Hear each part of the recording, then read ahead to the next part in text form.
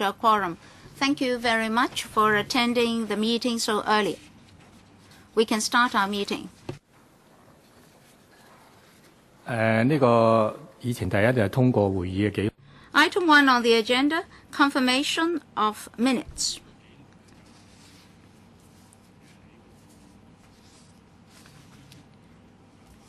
Is paper CB bracket 1288/1213. Up to this moment, the Secretariat has not received any proposal for amendment. If members have no comment, can we have the minutes confirmed? Thank you. 喺2012年12月27日會 After the last meeting, we have received 2 papers which have already been distributed to members. Members, do you have any comments on these papers? If not, we can move on to the next item on the agenda.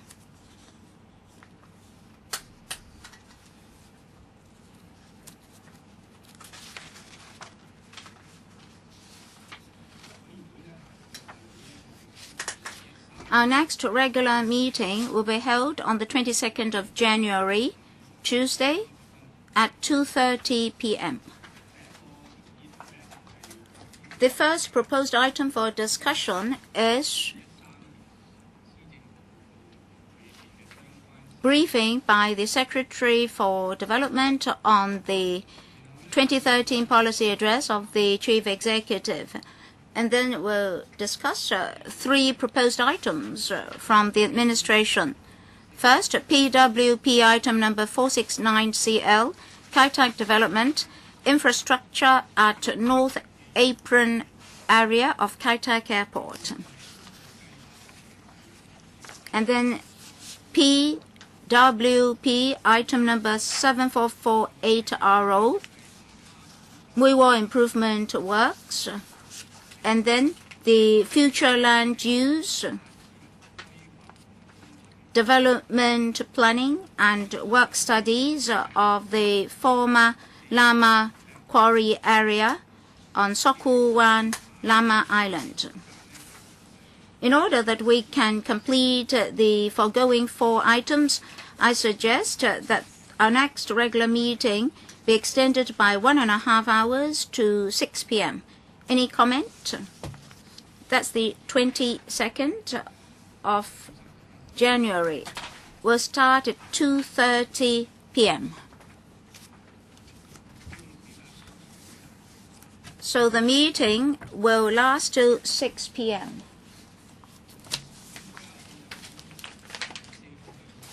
So let's proceed to item 4 on the agenda, progress report of energizing Kowloon East office and its continuing operation. Perhaps we should invite the representatives from the administration to come in.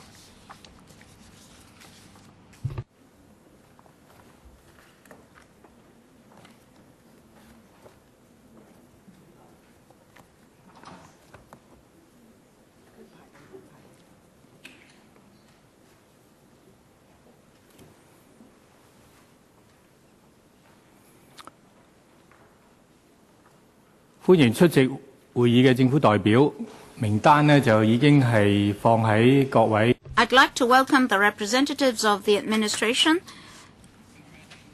Their names are already on the attendance list. I won't go over them one by one. I think they are going to do a PowerPoint presentation first, all right? Yes, Mr. Chairman, members, good morning. We have 2 objectives today. That is to update members on the progress made under the Energizing Kowloon East EKE project, and second, to seek members' views on the continuing operation of EKEO and to seek members' support for funding. In December 2011, at the Development Panel meeting, we introduced to members the EK East initiatives with member support. In January this year, we reported to members the initial progress of the EKEO office for a year and the directorate post to be created, that is the principal town planner, and with member support. And in April last year, with the consent of the Finance Committee, we obtained the funding. And in June, the EKEO was formally established. Before the formal establishment of the office, in February last year, the preparation committee already started work and discussed with various stakeholders the contents and plans for the project, with a number of community engagement projects.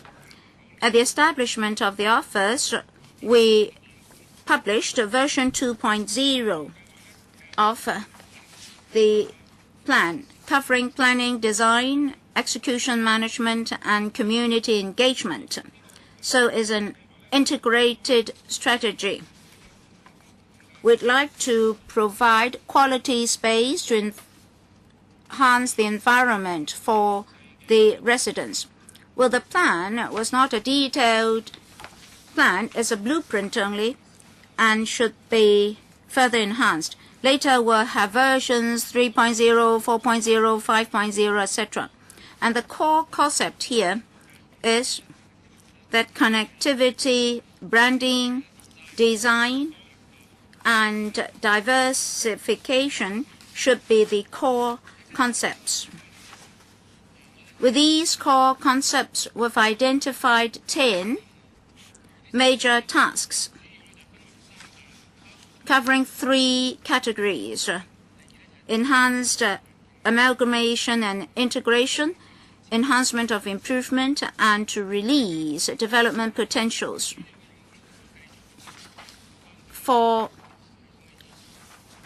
these initiatives for enhanced connectivity, will continue to embrace suggestions regarding environmentally friendly linkage system, to enhance pedestrian connectivity and streetscape in Kowloon Bay, to enhance pedestrian connectivity with Ngau Tau Kok MTR station, and to enhance pedestrian connectivity with Kwun Tong MTR station. For improving the environment, we'll study how to facelift the waterfront along Hoi Ban Road of Kwun Tong, and how to make better use of the water body between Hoi Ban Road and the old area. And in the middle, we have this Chun Yip Street playground. We'll see how we can give it a facelift to enhance its functions. And we would like to convert the King Yip Street Nala to Toi Ping River.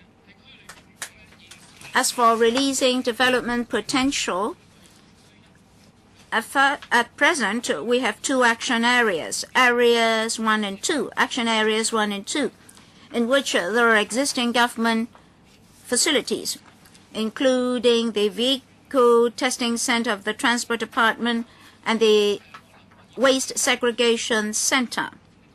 We'll study whether we can relocate these facilities to other areas so as to release more land for other development potentials. As for other tasks, you can see this Kwun Tong Plaza with very few pedestrians. It has not been put to full use, so we'll see how we can make better use of this area in Action Area 2. We'll also look at the development of the tip of the runway to see whether there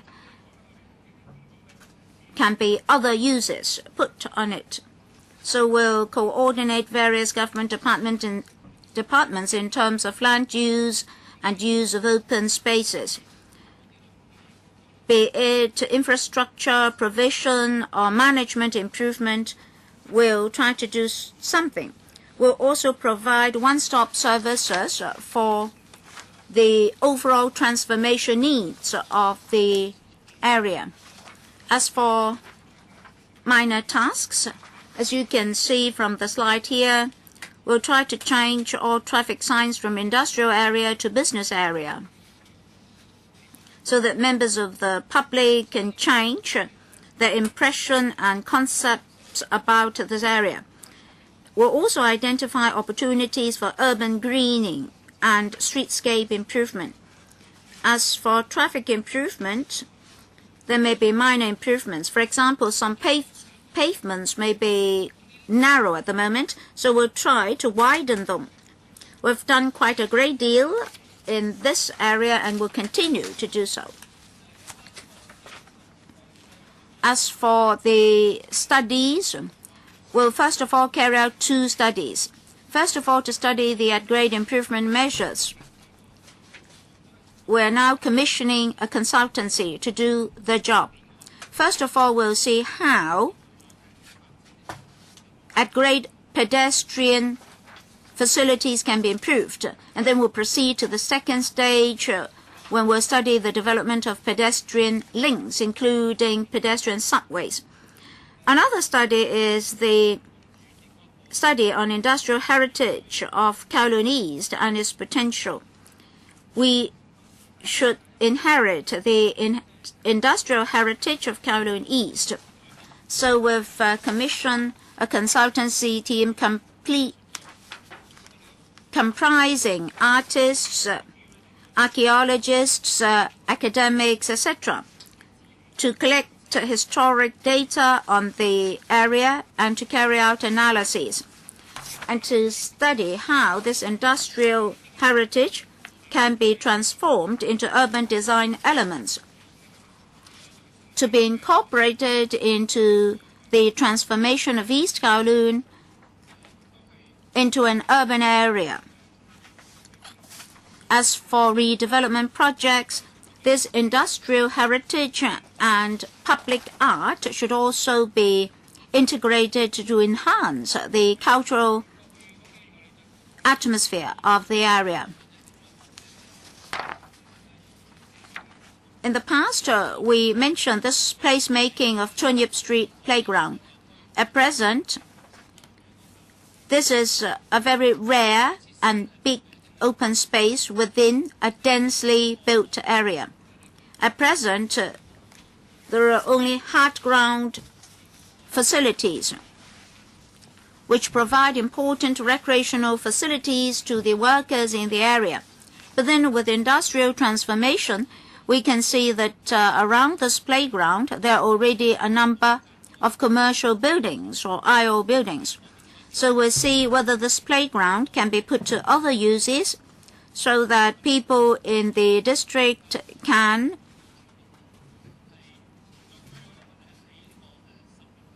have leisure time in the area. So starting from October, on every Thursday, we'll have an activity. Together with the AFCD, some farmers will sell organic farm products on Thursday. Groups also perform and conduct activities on the playground. And at present, over 20,000 participants have participated with an average attendance rate of 3,000 every Thursday. In the long run, we would like to turn this Chunyip Street Playground into a Kwun Industrial Heritage Park. We'll enhance the greening factor, provide more sitting out facilities for the public, such that they can sit and walk in the playground. Now, this slide shows you a conceptual design. That is, the playground will be transformed in something like this with people sitting there in a leisure manner. We may also convert containers into pavilions. So we're thinking about these concepts. As regards the process, for phase 1, we'll start work in early 2013, that is this year. And one very important symbolic move is to remove the railings such that, or the fences, such that members of the public can enter the playground very easily. Now, this conceptual slide shows you how transparent, so to speak, the playground will be. As for revitalizing the waterfront, Phase 1 of Kwun Tong Waterfront Promenade has already been completed. At present, members of the public can visit the promenade. The second phase will start in the second quarter of this year for completion in 2014. And a 900-meter promenade will then be open to public use. Behind the promenade is the existing Kwun Tong bypass. Underneath the flyover. Well, underneath the flyover, in the past, when the waterfront was still a cargo handling area, usually beneath the flyovers, we had offices for work sites, storage space for construction materials, or temporary car parks. Now, all these uses have already been removed. Space under flyovers has great development potentials for linking Kwun Tong with other areas. All these can add to the vibrancy of the waterfront. At present, by the side of our office, there's a space of about 3,000 square meters. There will be some simple refurbishing with simple stage and ancillary facilities like toilets, backstage facilities, etc. So as to turn this into an informal outdoor performance venue. This will be another public space for the enjoyment of the public. Moreover, public engagement is also an important factor of concern. We would engage, or we consulted various district councils, professional institutions, and landlords, etc.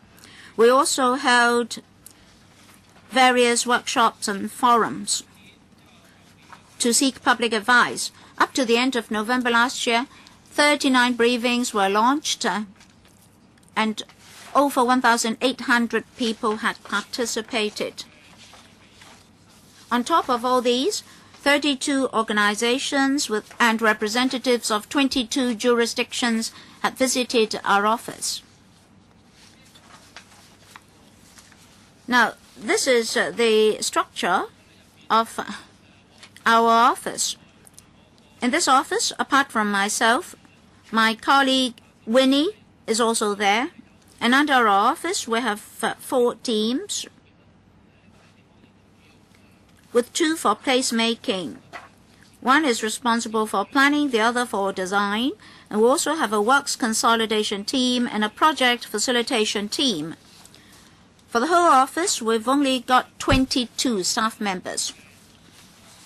We don't have that many staff members, but we have different professionals. Town planners, architects, engineers, landscaping engineers, etc. Although our office is not big, we have different expertise and professional experience such that we can flexibly do our work of energizing Kowloon East. We believe that if the 220,000 workers in Kowloon East subscribe to this concept of a walkable area with stayable public spaces and sittable spots, then we can attract investment, conglomerate people and experts and talents, and provide business opportunities for the whole area. So we hope that we can obtain your support today so that we can continue to operate for another 4 years. And before the end of this 4-year cycle, we'll review the staff arrangement of the office to see whether or not we need this office in the long run. With your support today, we'll go to the ESC and the FC to seek their approval. So much for my briefing, Chairman. Thank you, Mr. Lee Kai-wen. It's now time for members to raise questions, and we have 8 members: Mr. Chen Kam-nam, Dr. Kwok Ka-kei, Ms. Chen Yun-ham, Dr. Fernando Jiang, Dr. Lo Wai-kwok, Mr. Claudia Mao, Ms. Ann Jiang, Mrs. Regina Yip, and Mr. Wu Chi-wai, and Mr. Alan Leung. Any other members who would like to ask questions apart from those? All right. So we have, we'll give each member 4 minutes, questions and answers included. Mr. Chen Kam-nam. Thank you, Chairman. Last year, we had a discussion on this subject. We said the operational period should not be just 1 year, and there should be a review. So we support the application to create more posts and to extend the tenure. According to Mr. Lee, the word most spoken is study. We are concerned about this side of lack of determination.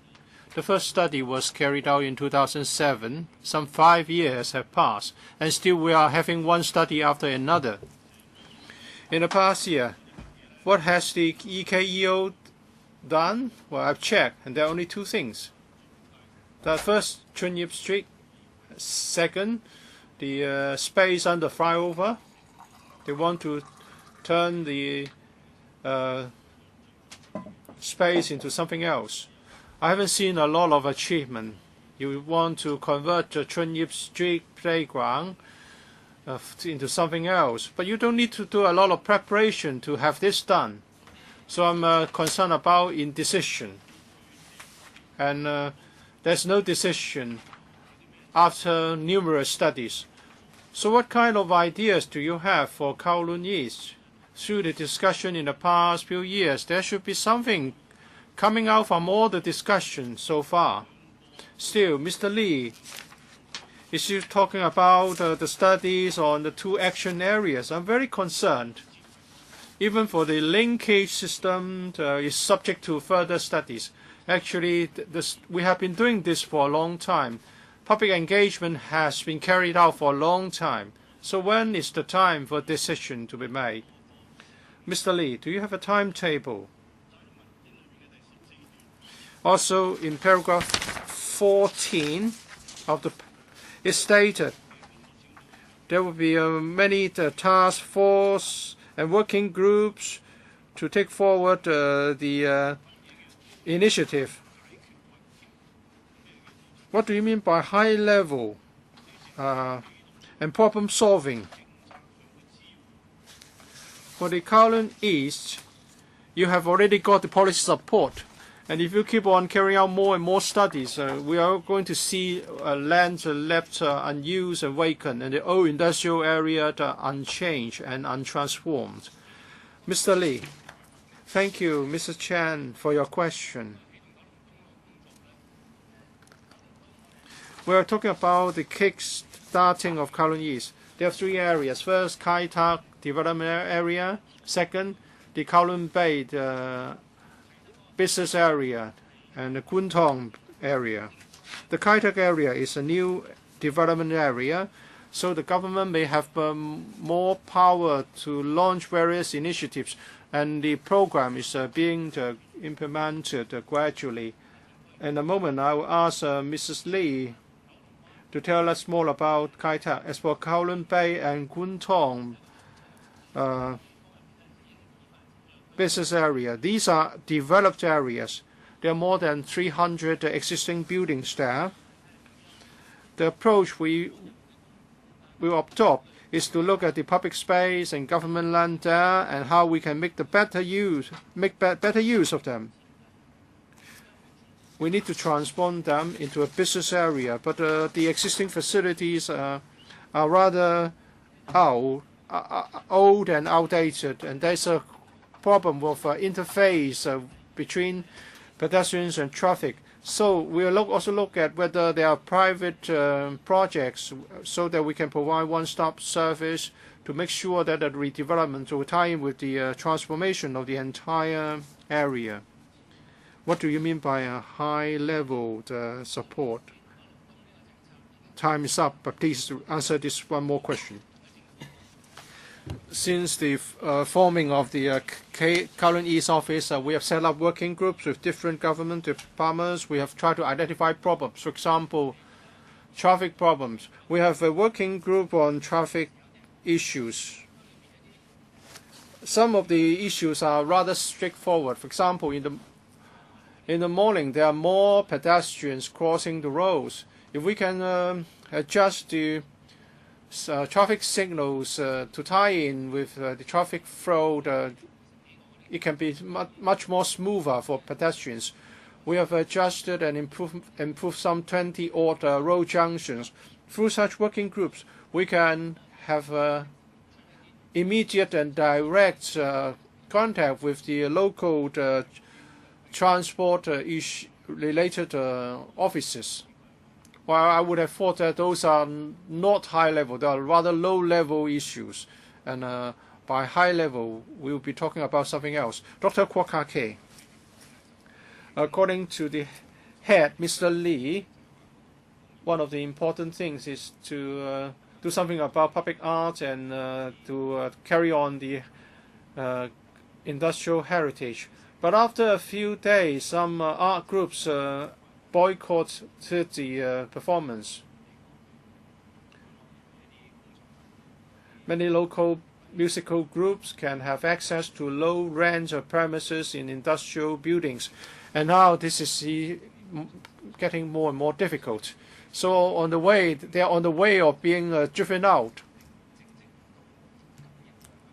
So when you want to develop the area, only this small number of surviving musical groups are working on shoestring budgets will find the going tougher and tougher. There's a lack of land supply, sufficient land supply.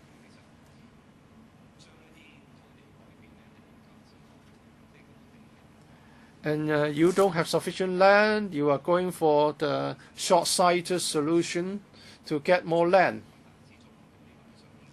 So I'm concerned that in the future there will be no space for art. And there will be a lack of driving force to take forward development. There are government sites there. In Action Area 1, there are a number of buildings there. Even if they are not to be demolished, can you convert them into some sort of public art space? You can refer to May Hall House in Shek Kip Mei and other facilities provided by the Hong Kong Jockey Club. Would you consider opening up such buildings? You also talk about liaison and communication with the arts groups. Can you give us some figures? If you have been doing a good job, how come they are boycotting your performance? They are now protesting because they are disappointed. Mr. Lee, thank you, Dr. Kwok, for your questions. Within Kowloon East, especially Kowloon Bay and Kwun Tong, according to the Planning Department survey on Kowloon East in 2011, about 80% of the businesses there are SMEs. And there are some 500 arts groups operating there. We know that, we are aware of their operations. These SMEs, these are small and medium-sized musical groups use Kowloon East because of the good design, the accessibility, and the fact that industrial buildings there have a higher headroom for their operations. Well, he's wasting my question time. I ask you whether you have got specific brands in Action Area 1 so that you can give them more space, because you are driving rents up and you are driving them out. Do you have specific plans to help them? Perhaps I can be more specific.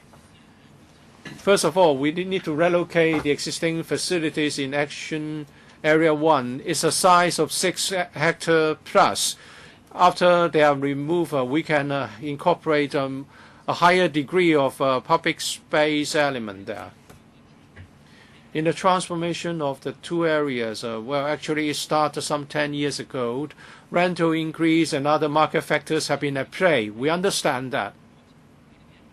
We'll see what kind of complementary measures can be introduced during the transformation period. So are you saying that you have some initial plans to provide more space to them? And are you saying that the vehicle examination centers and other government facilities can be transformed? Well, first we need to relocate the examination center, and then we can have more space to work at. But we don't have any specifics at this point. Concerning communication with arts groups, there was a workshop in July last year. Some 70 groups sent representatives to attend the workshop. And as we have said, there will be continued public engagement exercise, and communication will be maintained with local people and arts groups operating there. This will be continued. Ms. Chen Yunhan. I've been in Kowloon East for some 20 years. I've been looking at this for 20 years, and I know Raymond well. You have these place makers.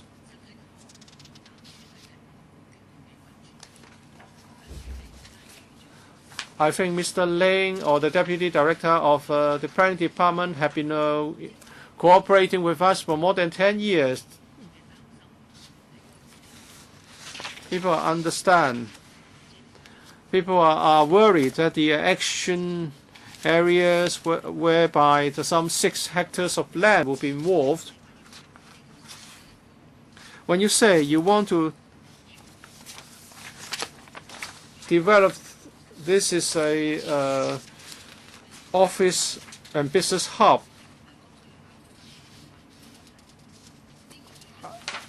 I don't oppose this.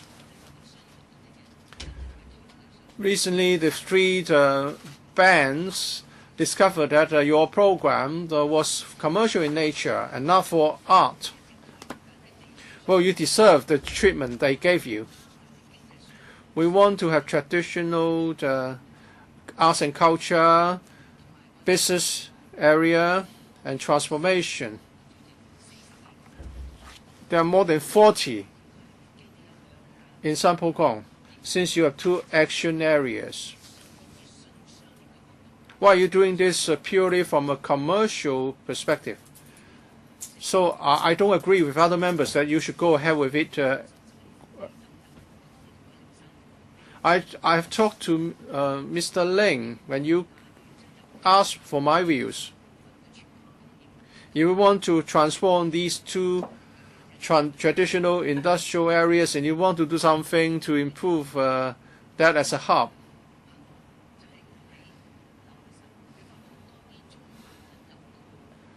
Look at what Mr. Bloomberg has said. He waived some premium for developers so that they would provide low rent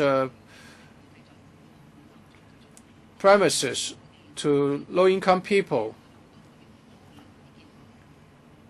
Many musical organizations and bands in Kwun Tong have a lot of things to say about the program.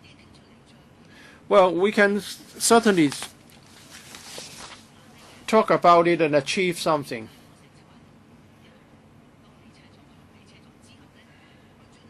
You talk about a vehicle workshop, and now for Tai Ham Village we want to have a film-based cultural venue. You want to engage with the stakeholders.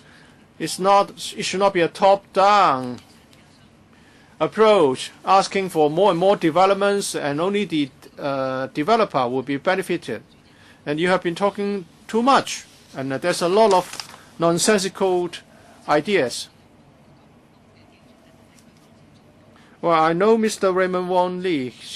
Mr. Raymond Lee well. He was instrumental in constructing the footbridge linking the housing estate next to the old airport. I'm going to follow up your two plans. Mr. Ling asked me to have something done. I thought it was about the revitalization of manufacturing industries, but it was actually about two bronze statues, two statues, coal statues, telling us how things were very well for the industries in the 60s, 70s. But we could have embark on the development of high value added manufacturing industries. We need to have officials who listen to public views. In the planning department, I find the mode of development for Kwun Tong objectionable. Dr. Fernando Zhang. For energizing colonies, I think it's about transformation of industrial buildings into commercial buildings. It's just something thinly veiled for the benefit of developers. Of course, you pay low rent for industrial building premises, so they are not vacant. A lot of activities are taking place there in Kwun Tong. Now it's called business area. According to the Planning Department survey conducted in 2011 on commercial operation and businesses in Kowloon East, in those IO buildings, we are still seeing quite a lot of manufacturing operations. Most of them engage in import and export and manufacturing. Some 18% are in manufacturing, and there are also multimedia business and artistic and creative industries, 4%. For these arts and cultural entities, some 90% of them are in the buildings, the industrial departments, industrial buildings there. After all these thinly veiled activities with a hidden agenda, what would happen to the groups there, the bands, more than 1,000 of them, and 500 arts groups there? These people will have to be evicted after your development plans. The SMEs and also the import and export businesses would have to go because the rental will continue to rise. Have you conducted any study into this? Do you understand that the business environment will be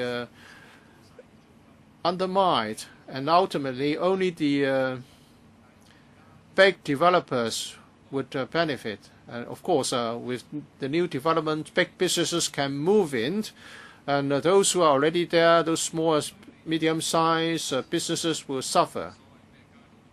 So they find the plan objectionable, and they find your one-off arts and culture performances very detestable. And it's not really good for the development or the retention of the local characteristics. So for arts groups and SMEs, they may be forced to move out. Have you looked into their situation? Yes, we understand that there is a transformation in the district, and rents in industrial buildings will be driven up, and the SMEs and cultural activities will be affected. But we already have facilities in this district, and they are not mutually incompatible. And this is a long process. The work we're trying to do is through infrastructure improvement, through the pedestrian measures, we can improve the area. We have different buildings in the district, and in energizing Kowloon East policy, we propose a diversity. It's because we have different land use and facilities. Another area of work is identifying opportunities to accommodate different users, including cultural industry, such that they can develop their business. Chairman, he's just reading from a script, very vague ideas. Can he respond in specific figures? That is, the cultural activities that are being affected, the amount of floor space that will be effective, and, well, perhaps the government officials can provide some figures after the meeting, including the relief measures for arts groups, who is in charge, well, because of time constraint, let me remind members and officials, please keep it succinct. Next we have Mr. Wai-chun. Regarding energizing Kowloon East office extension, its staffing and extension of the directorate post, that receives my support. I don't need to repeat myself. Energizing Kowloon East, it includes revitalization and energizing the district. It's a very important issue. And the energizing Kowloon East office itself, I think it serves as a good example. They are using the space underneath a bridge. It's environmental friendly. And in this short period, they have worked with professional bodies, including the Engineer Society have held a workshop there. The Institute of Engineers, including myself, have participated in this forum. So CBD 2 conceptual master plan receives my support, and as colleagues have said, they are concerned about the diversity. Under this plan, will we have only one theme, that is commercial activities? Will these drive out cultural activities? So, as colleagues have said, they do not expect a detailed response, but we hope to hear more specific ideas on diversity, for example, economic activities ratio, and so on. I'm also concerned about CBD2 transport links. Do we have planning, and do we have relief measures for transport bottlenecks? As Mr. Chen Gamlam said, we want to see more action rather than just talk about planning. Haomingai, Wai-chun in Kunzhong Old District, we have some new buildings there, and there is competition between pedestrian and vehicle traffic. We also see increased traffic congestion. The local residents have different views, and we're waiting for government's response. For example, will we consider using underground connections? It would lead to new economic activity, and it will also relieve traffic congestion. I support the Energizing Kowloon East office, and I would also raise the concerns Thank you, Mr. Low, for your views. In our future work, we will tackle these, especially relieving traffic congestion and increasing traffic links. Claudia Mo, the government talks about community art space. Well, we're not going to object against that, but community art is not just performance. In Guntong, we have many streets, industrial buildings. People rent subdivided flats to practice their music. We also have a lot of photographers and photography models working there. So your actions are actually driving these people away because of higher rents. And you call it a transition, and you're trying to identify opportunities for them to relocate. Well, in the interim, their livelihood is affected. You can't say that this is just a concept, energizing Kowloon East. But in your actions, you are driving them away. When will you resettle these arts communities? You cannot just give us a vague response and ask for our support. Second, revitalizing space under bridges. That's a good idea, but what about noise pollution and how will you deal with vehicle emissions? Thank you for the questions. Regarding noise and emission under the bridges, we don't have residents in the area, and that would be easier to deal with. Second, Chairman, my question about noise, it's not about noise affecting residents. I'm referring to vehicle noise and how that will affect the performers under the bridge. The vehicle noise, our office is working in that area, and we're not affected by the vehicles on the bridge. If there are performances under the bridge, I don't think it would be affected by the Guntong bypass. Regarding air pollution, our office had received a green building award, and we've had measurements and tests, including air pollution, air quality testing, and our air quality is actually satisfactory. So emissions are not a big problem. You didn't respond to the relocation of arts communities.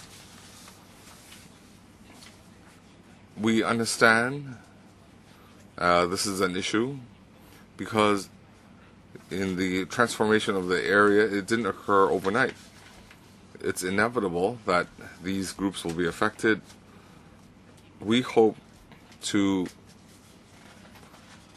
understand the needs of the affected groups, and in the long-term transformation process, we're trying to find opportunities to resettle them. If you ask me what specific measures I have, I'm sorry. We're not at that stage yet. We've only been operating some 6 months, but the direction we're taking is a long-term approach, and that includes considering all factors. And we're trying to identify measures to accommodate them. Ms. Zhang Laiwan.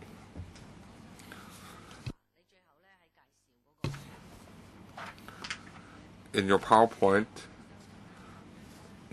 you said that there are some 220,000 people working in Kowloon East. So these 220,000, are these existing workers or workers who will be working in the area?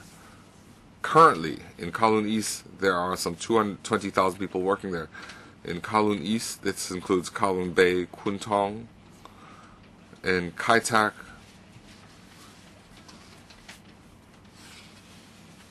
Besides construction, nobody else is working there. Currently there's 220,000. Well, in your diagram, you're saying in this area there are currently 220,000 people working. They're not just working in Kowloon East, they might be from Kowloon West, but the transportation links will include light rail, Kowloon East subway line. Well, when Sha Tin Central line is completed, how will they connect to this area? After disembarking from the Sha Tin Central link, how long will it take for them to get to that area? Sha Tin Central link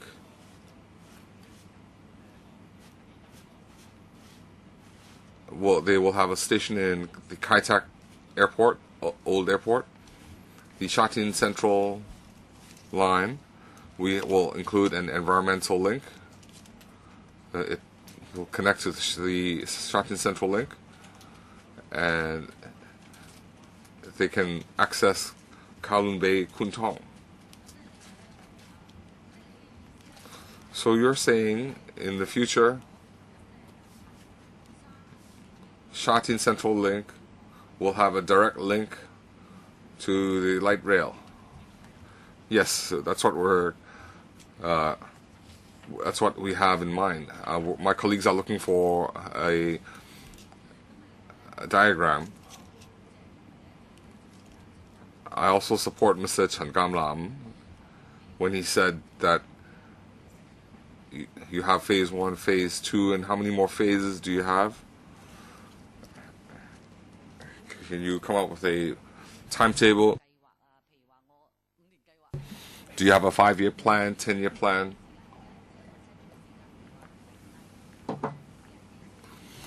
Well, even though you're saying that you don't have a fixed timetable, but we need to monitor the progress and we need to answer to the public what will be available at what time. Thank you for your opinion. This is the environmental link. The Sha Tin Central link will be in this area, so they can be connected through this link. The suggestion of coming up with a timetable is accepted, but in the transformation of Kowloon Bay and Kwun Tong, we have to rely on private sector property development. So we might not be able to give you figures of gross floor area to be available at a certain time. Next we have Mrs. Regina Yip. Thank you, Chairman. I'd like to ask a question about development. In Action Area 1 and 2, you've heard colleagues questioning you about what is your development plan? Is it real estate? Are we channeling more profits to the real estate developers? How are you going to coordinate with West Kowloon on community arts groups? And these arts groups are not money making. Can it become an industry? Will the comprehensive development drive these arts groups away? I'm not that familiar with Kowloon East. What kind of arts groups are settled in that area? What activities do we have? Any performance groups? How is it going to become an industry? Thank you, Chairman. Regarding the 2 action areas,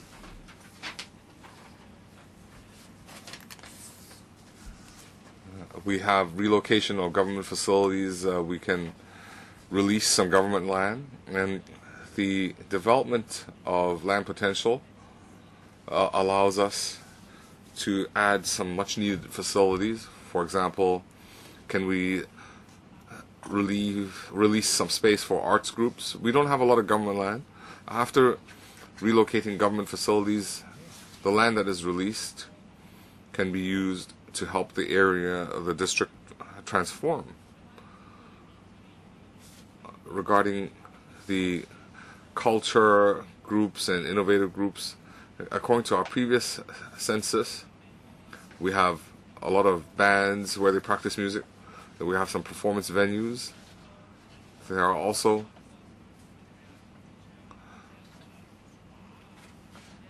we also have design companies, photography companies, and so on. And we feel that in this transformation process, if we already have this arts group ecology, we would like to provide more government policies and measures to assist them. And this is the goal we have in mind. Well, I would like to point out the bands. That is arts, cultural. It might not become an industry.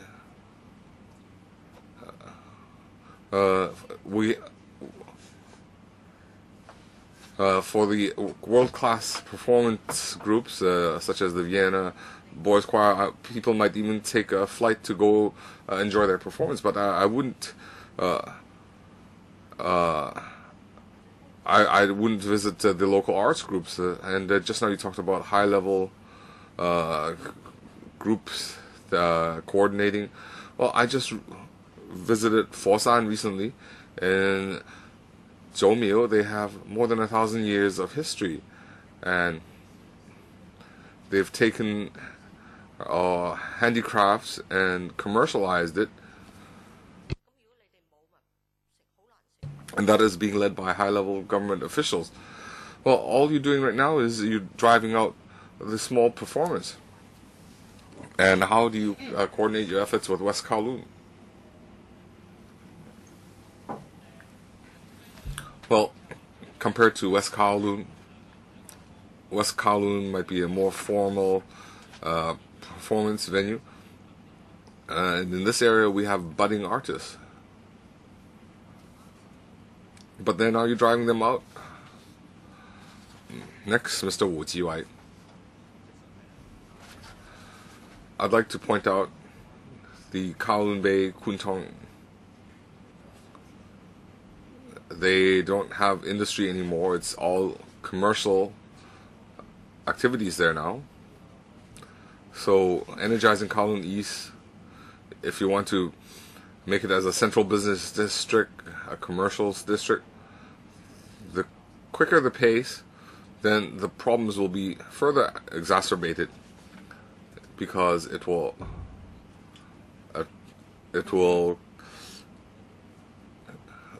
encourage property owners to increase rents. In Kowloon Bay, Kuntong, there are a lot of SMEs, small performance groups, and they need low rent space. And that's not just limited to performance groups. SMEs face the same problem. In the existing usable land, the space under bridges, well, it doesn't have to be fully equipped. We have a lot of promenades that have excellent infrastructure, but if you can release the space that can assist the small performers, that might be better than building one or two very fully equipped facilities. And if you consider Zhonyip Gai Playground, in the PowerPoint, it's now being developed as a park. when a beautiful promenade emerges, you have to be concerned about the space underneath flyovers. Well, maybe you should have a hard soccer pitch, but then they have to go through planning and application procedures. So can you retain the Chunyip Street space as an open space? Well, this is the factor that you most disregard. You're trying to resume open spaces. So under your existing work program, can you adjust its contents? Thank you, Mr. Chairman. Thank you, Mr. Wu. For spaces underneath flyovers, we're not talking about very grand and beautiful as well as finely designed venues. Well, for our 3,000 square meter venue that I just mentioned, we actually started in August last year. It will be completed at the end of this month. I know, will studios be included in that plan? Well, we absolutely have space for that. Well, it's an open space. Members of the public can have a lot of activities there. The other spaces under flyovers will be subject to the same design and plan. As for the Chunyip Street playground, we've heard Mr. Wu. We'll see how we can have more flexibility there of a wide variety of activities there. Well, sorry, Chairman, we're talking about work studios. Those people will actually be living and working in the vicinity. So you have to allow for organic developments. You must not rely on employed personnel to do this and that. I just want to clarify the concepts therein. So please take note of this, administration. Next, Mr. Alan Leong. Thank you, Mr. Chairman. The Civic Party very much agrees to the remarks of a number of colleagues just now in terms of creativity, working population, etc., etc. I think we must provide an interface between consumers and these premises. Just now we heard from Mr. Lee that he would not like to kill such interfaces and connectivity. I would like to see whether Mr. Lee has actually grasped the concerns of the stakeholders of creative industries. I just want to know whether the number of venues and stakeholders have been grasped. In 2011, we carried out a survey in the district. You have some figures in the report. In the district, for SMEs, import and export, they take up 50%. Media, multimedia, creativity, etc., 40-odd%.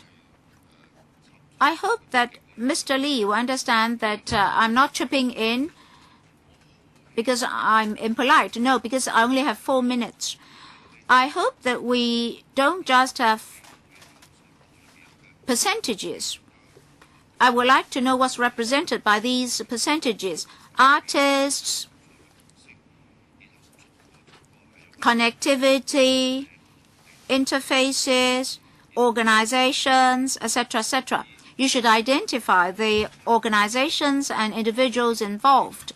You should try to assist them. The networks that they've actually built should not be affected because of this EKE project.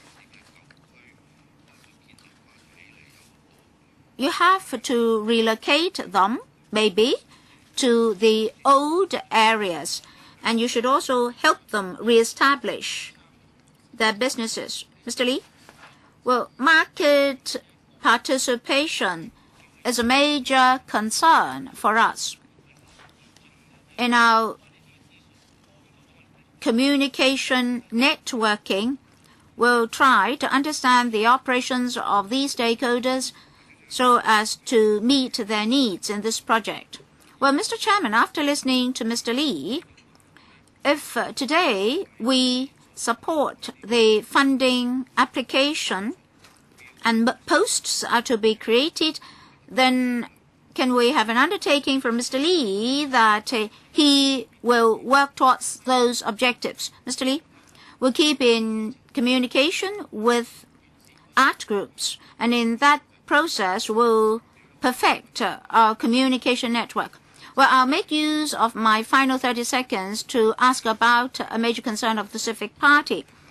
For the end of the old runway, we've all along heard that a heliport or helipad will be built. Well, may I know the latest progress? If the project has not been implemented, is there any chance for changing it? Ms. Ho, for the helipad or heliport proposal, we don't yet have a timetable for implementation. So from now till the stage of implementation, what more procedures are there? Well, this helipad or heliport will be a cross-boundary facility. So we have to look at demands in various aspects. And in the interim, we've heard a lot of voices, one of which is like what Mr. Leung asked, that is whether or not we need such a helipad or heliport. Now, if we're not to build the heliport or helipad here, will there be another more suitable site? We are still in that process. Up to this moment, there's no concrete and clear timetable for the heliport or helipad. So, Mr. Chairman, it's not a de facto facility yet, right? Well, maybe I should say this. Well, this area can be turned into a heliport, but up to this moment we've not had a concrete timetable. We have discussed this with the relevant bureaus and departments, and they do not feel any urgency in this regard. Ms. Alice Mack. Well, Mr. Chairman, we support the proposed postponement for the facility. Now, art troops and groups were mentioned. Studios, band rooms, drama societies, etc. should have room for survival. And just now members expressed their worries. We heard from Mr. Lee that this project is very much related to private developments because a number of sites are actually private sites. And we've not reached a stage as to how we're to assist smaller industries or businesses in order to assist these artists, be they in the photography, music, or art areas. In Kowloon East, industrial buildings are continuously being converted into commercial buildings, and they're high-end facilities. But now we're talking about small businesses. If the administration is still not planning to assist them, you get more and more of these people. I mean, more and more people will be driven out. A development project should not drive out the disadvantaged artists. We should not marginalize these artists. When idle buildings are continuously developed, these people will be driven farther and farther away. Now, if this project is to serve the community, why should these people be driven farther and farther away? In fact, at present, we have 2 areas for energizing. So can you find alternative sites for them? I think you should give them confidence that they will still have opportunities to develop in future. Mr. Lee? Thank you, Mr. Chairman. Just now I also mentioned that one of our tasks is to identify suitable premises for these artists so that they will have more opportunities and room for development. We are considering some plans, but they've not matured yet for reporting to members at this juncture. Anyway, we should have diversification. We should take care of different groups of people in the district. Mr. Lee said that they're considering a number of possibilities. In that process, will you communicate with these people? That's very important. As I said, Mr. Chairman, to communicate with stakeholders is a major concern for us. We'll continuously contact various stakeholders to understand their needs. In that process, we'll try as far as possible to think of measures to assist them. Final question. Well, you will communicate with them. But then when you consult and communicate with another group of stakeholders, you should be mindful that the other group of stakeholders is to change industrial buildings into high-end IO buildings. That's what they call commercialization. So you have to take care of the disadvantaged in that process. Well, we've actually overrun for more than 10 minutes for this item, and 4 more colleagues would like to ask questions. Mr. James Tian, Mr. Leung Kok Hong, Mr. Michael Tian, and Mr. Albert Chan. And also Mr. Chen Chi-chun. And 2 other members would like to ask for a second time. Due to time constraint, I do not want to affect the next item on the agenda. So those 2 members who would like to ask for a second time should leave their questions to another occasion. So next, Mr. James Tian. Thank you, Mr. Chairman. First of all, I have to declare interest on this item because I own a building in Kowloon Bay on this map.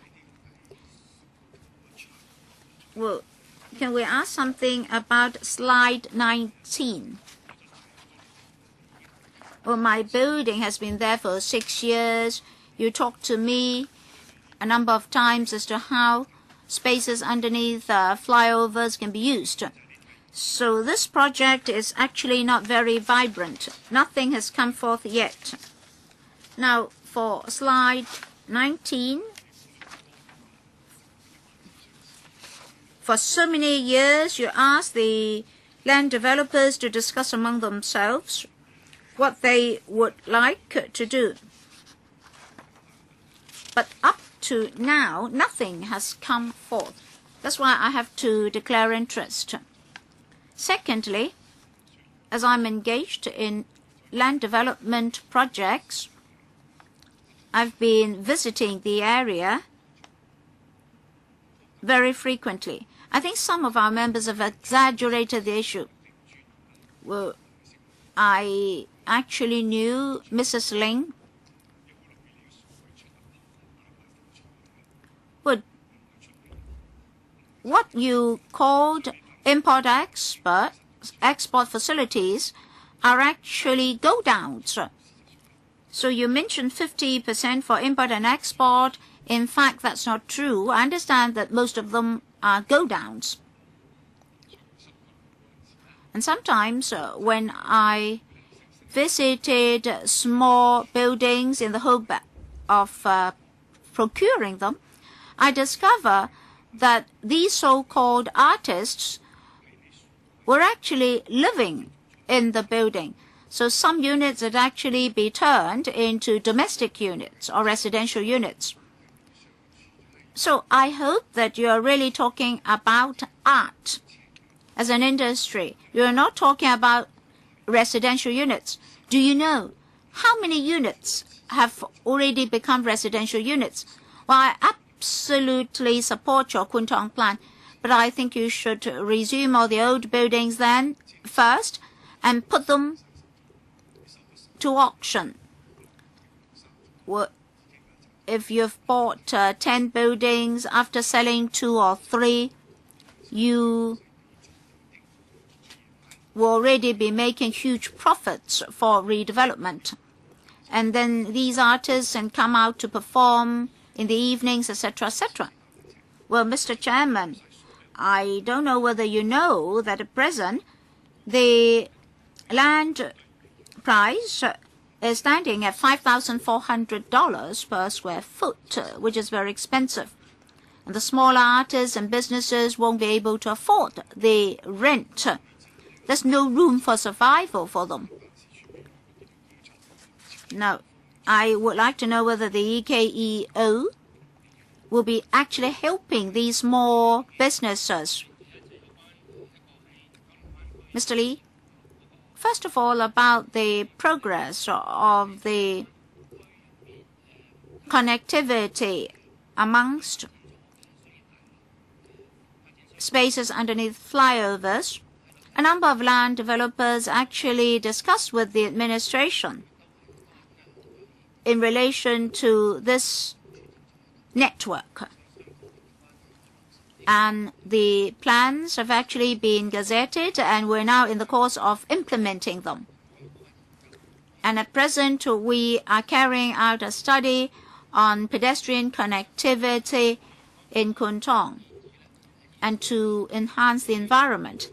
As regards Mr. Tian's proposal, that is the transformation of Kowloon Bay, the administration has not planned for resuming any of the buildings there at this juncture. We can discuss with Mr. Tian as to what buildings in the area can provide opportunities for the artists. Mr. Lam Kwok Hong? First of all, this project started in the Dong No Zhang era. Am I correct? This has nothing to do with Leung Chan-ying. You've been working for quite some time already, isn't it? Is this project the baby of the last term of the SARG or this term of the SARG? Well, this policy was raised in the policy address of 2011, and we did a briefing for members at the end of 2011. So we cannot blame C.Y. Leung, right? Secondly,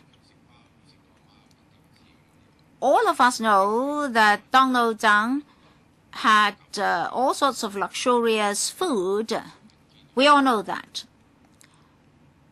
Now, this Energizing Kowloon East project has been mentioned by the DAB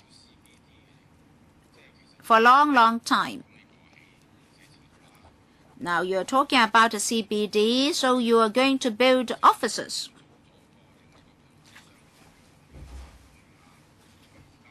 The business sector has already provided commercial premises. And to serve the 12th five-year plan, you would like to build another CBD because the traditional central CBD is no longer sufficient. Now, is this the crux of the matter? I think that's what you say in the leaflet. Well, to ensure the stable and continual development, we need to create the environment. Well, that's understood. So you are going to offer more office premises. The other are just supplementary, right? Am I correct in saying that? Chairman, in the transformation, there will be supplementary and ancillary facilities. The two areas were designed as industrial areas, both in terms of road network and transport facilities. There are insufficient provisions, so we need to identify opportunities to make improvements. So understood. So if I want to take away the office buildings, you are not going to do anything. I want to have the open spaces.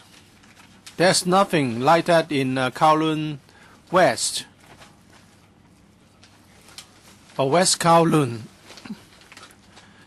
And now you want to give something to the big developers, Sun Hung Kai and New World, and Mr. Jiang Gasun is the CE's man. There's no office building in West Kowloon, and a lot of such buildings in Kowloon East. Is that what's going to happen? Chairman, is that a question? Have you finished your questioning? Well, that's a question of fact. In West Kowloon, the railway corporation would have land to build luxurious apartment buildings. So the land there has been grabbed, and now he want to give land to Sun Hung Kai so that they can build the Grade A office buildings here. Is that the idea? Mr. Michael Chin is here. He's a stakeholder. If that's the case, I think he should ask for the plan to be shelved. Chairman, my office can coordinate the efforts and resources of different departments to improve the environment to facilitate the transformation. Again, you are trying to play a game of words, Mr. Michael Tin. I'm here to learn something from my own good. So we have these good sides, and I want to know whether there are any new ideas from the government. I've heard more than an hour so far, and I've found that there are major problems. That is to say, how do we look at executive-led approach vis-à-vis market-led approaches? You want to have a business area, and whether they are going to use the offices for the import and export or for other businesses is market-oriented. But for the use of public space, well, we call ourselves a international city, and we have visited other cities.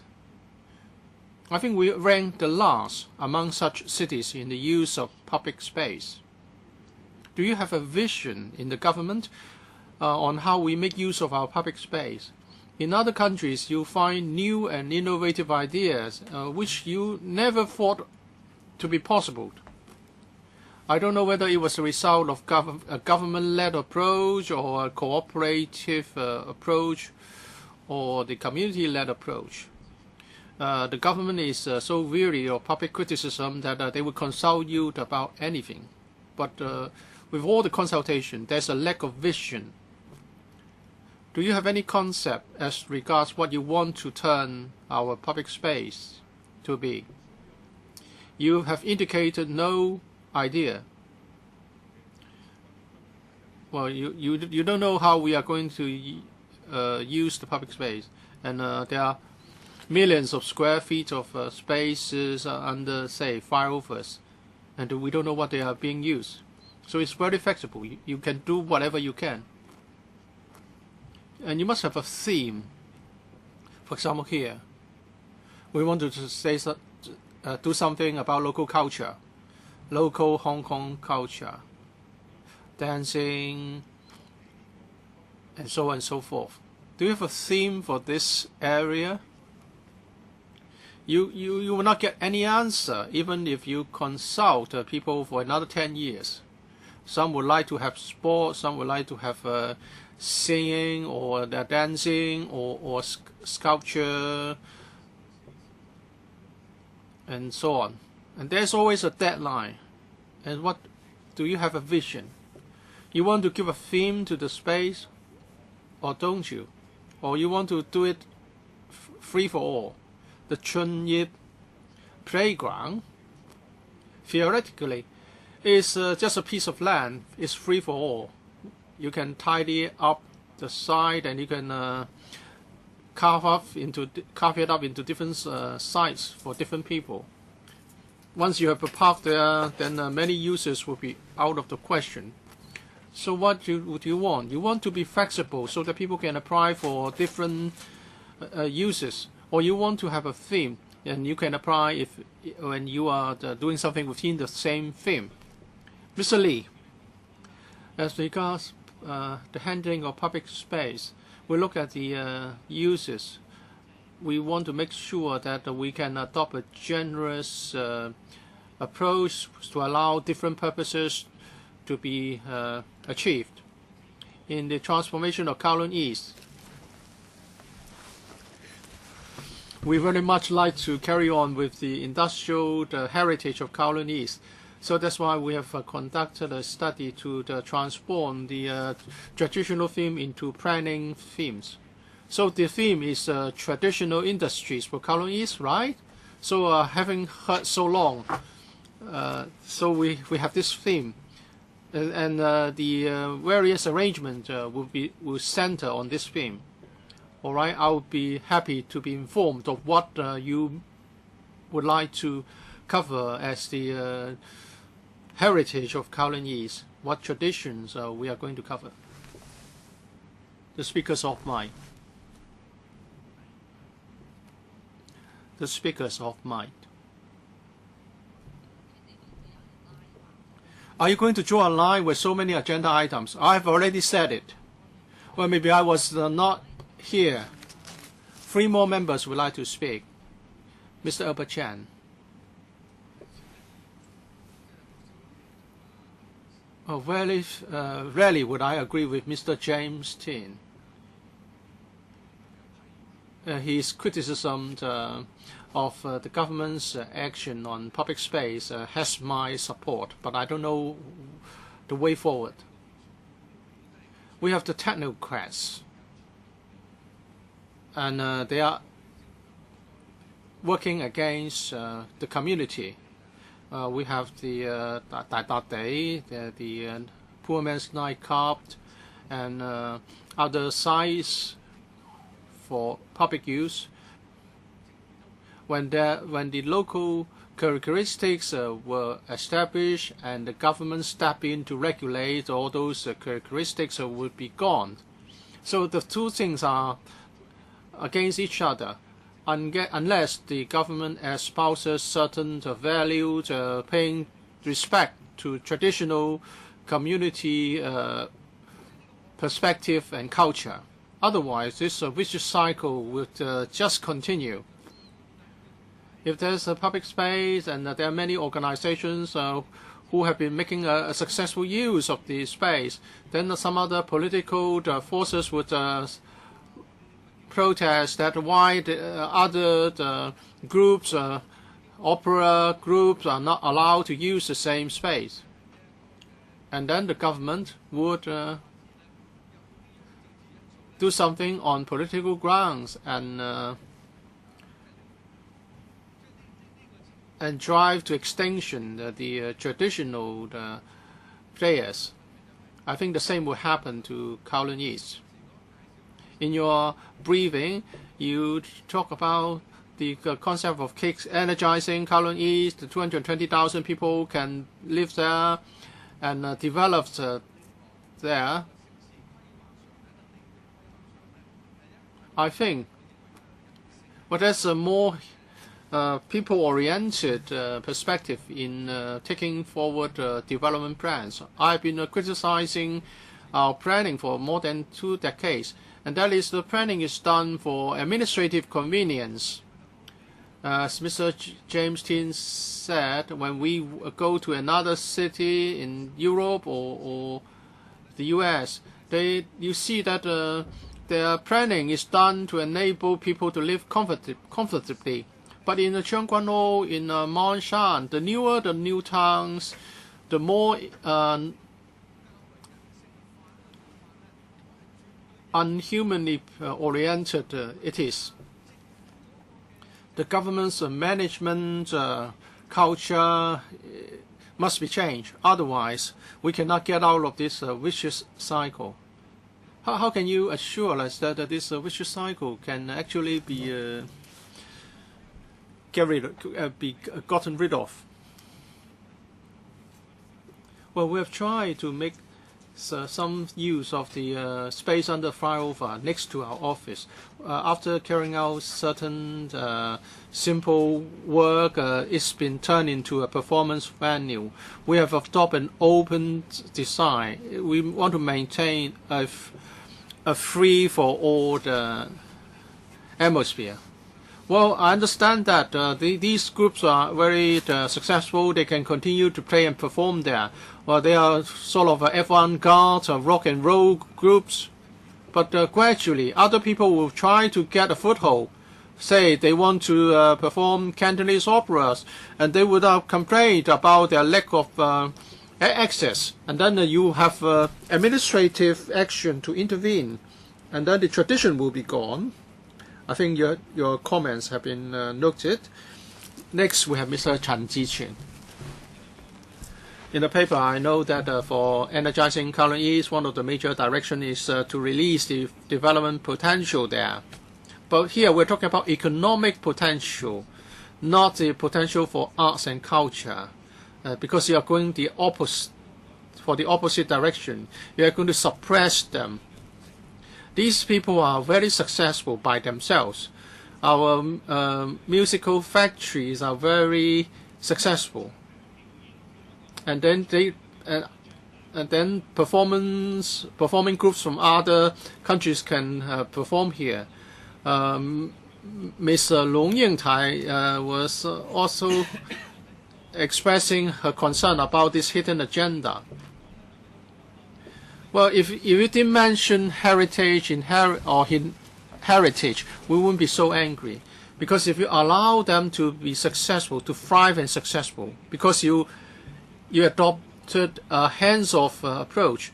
But if you try to regulate, they would wither and die out. So you are saying that I'm trying to identify space which will not stand in the way of economic development and give it to you for your purposes. And for page 7, the first program, Qingming performance, and now it's been aborted. You want to make this a very successful first move, but you are now boycotted by the performing groups, and you have changed your venue to the Hong Kong Cultural Center. So this showcase has failed. Where does the problem lie? The planning or execution? Are you going to reflect upon yourself? There must be something wrong. Maybe the communication was not done properly. What's wrong, Mr. Lee? On the kickstarting the flyover space, as I've said, we have adopted a simple design, an open design to create a performing venue with a free atmosphere. The work will be completed by the 26th of this month for public use. And we have liaised with the LCSD. Every year, LCSD would organize a youth band marathon. And they have been doing this for 6 years. In the past, they used to do it in the cultural center. And now since we have this venue, we would like to do it in this new venue. At the end of last week, when the LCSD talked to their partners, and having heard their partners, they have decided to move back the event to the cultural center, and so it will be postponed. As for the flyover space project, it will continue, and then it will be open for public use. And we will continue to liaise with different groups if there are suitable events to be organized there. The space is already there. It's always there. Well, I think the head of this KE office has never reflected upon the failure and why. So they are saying that they suddenly wanted to move back to the cultural center. So instead of answering my question, he just stated a well-rehearsed line. As I've said earlier, in answering other members' questions, we'll continue to communicate with the stakeholders and try to understand their needs and to find how we can tie in with their efforts and needs. Ms. Sitho, the last one to speak on this item. Public space is not about providing a piece of land or the space under a flyover. There must be concepts behind the plan, and you must have a legal framework to protect freedom for the use of such space. I've heard that some bands have boycotted the performance under the flyover, so you must account for this. You must understand why they want to boycott you. Because the government is so nice, it appears to be so nice to be offering the space and also act as the organizer. Why? Well, you should give the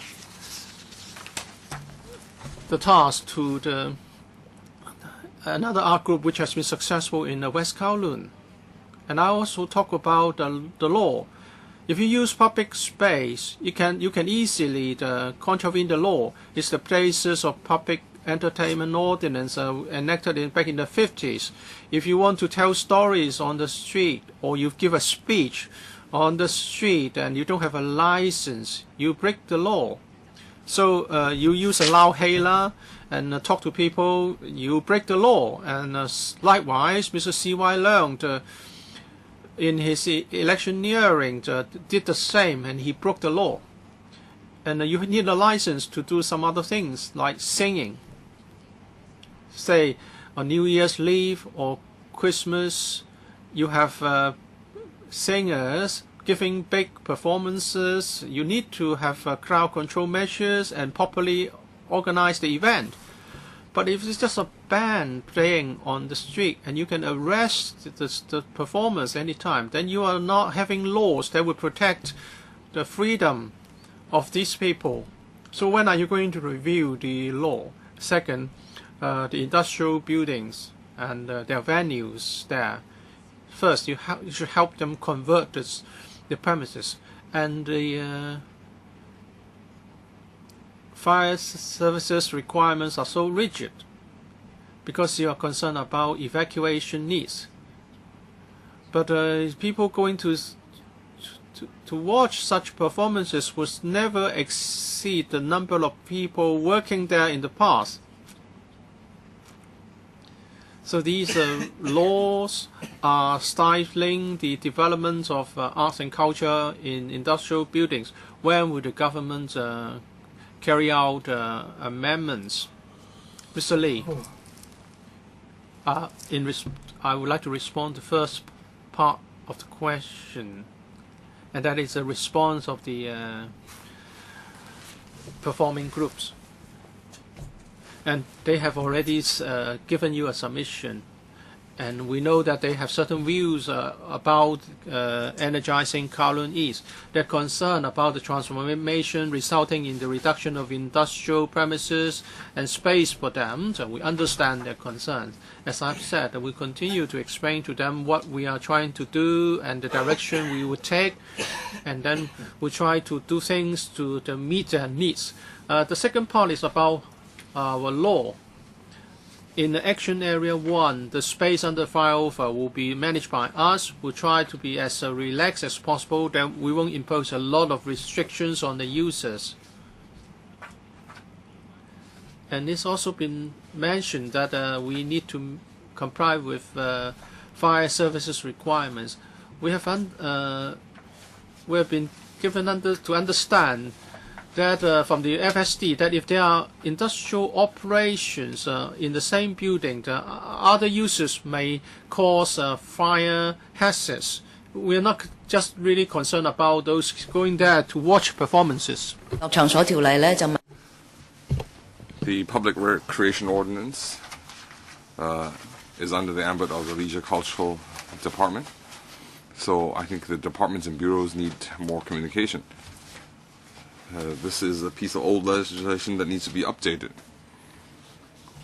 Well, we conclude discussion on this agenda item. Some 17 members have spoken. So I'd like to ask members, do we support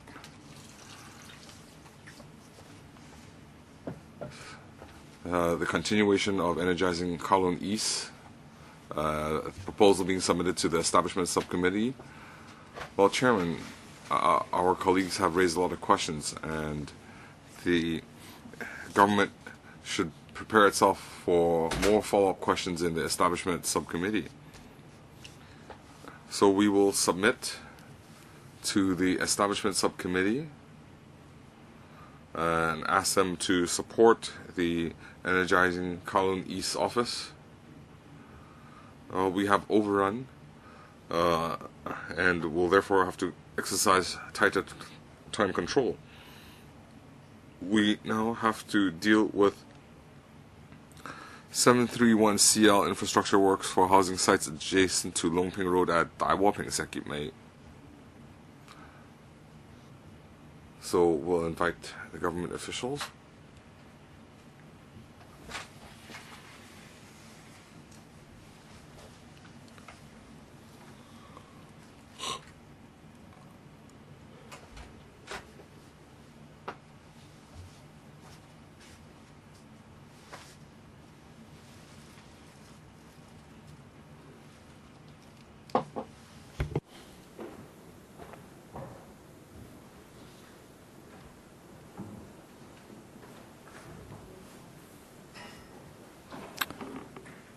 We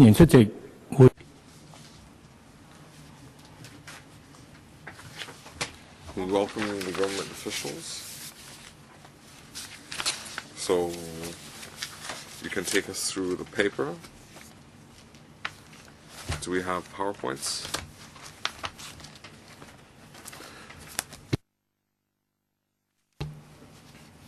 Thank you, Chairman. The purpose of the report is to introduce the Sekip Mei Longping Road infrastructure improvement, and we propose submitting this to the Public Works and upgrade it to grade A. This will provide 2 sites for residential buildings. It can provide some 45,000 square meters, and we wish to upgrade it to grade A.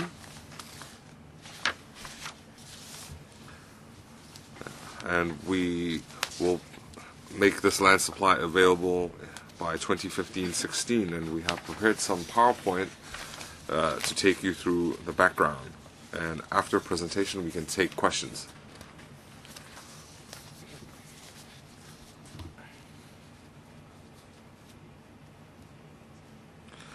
Well, my colleague had said that we propose taking 731CL and upgrade it to grade A.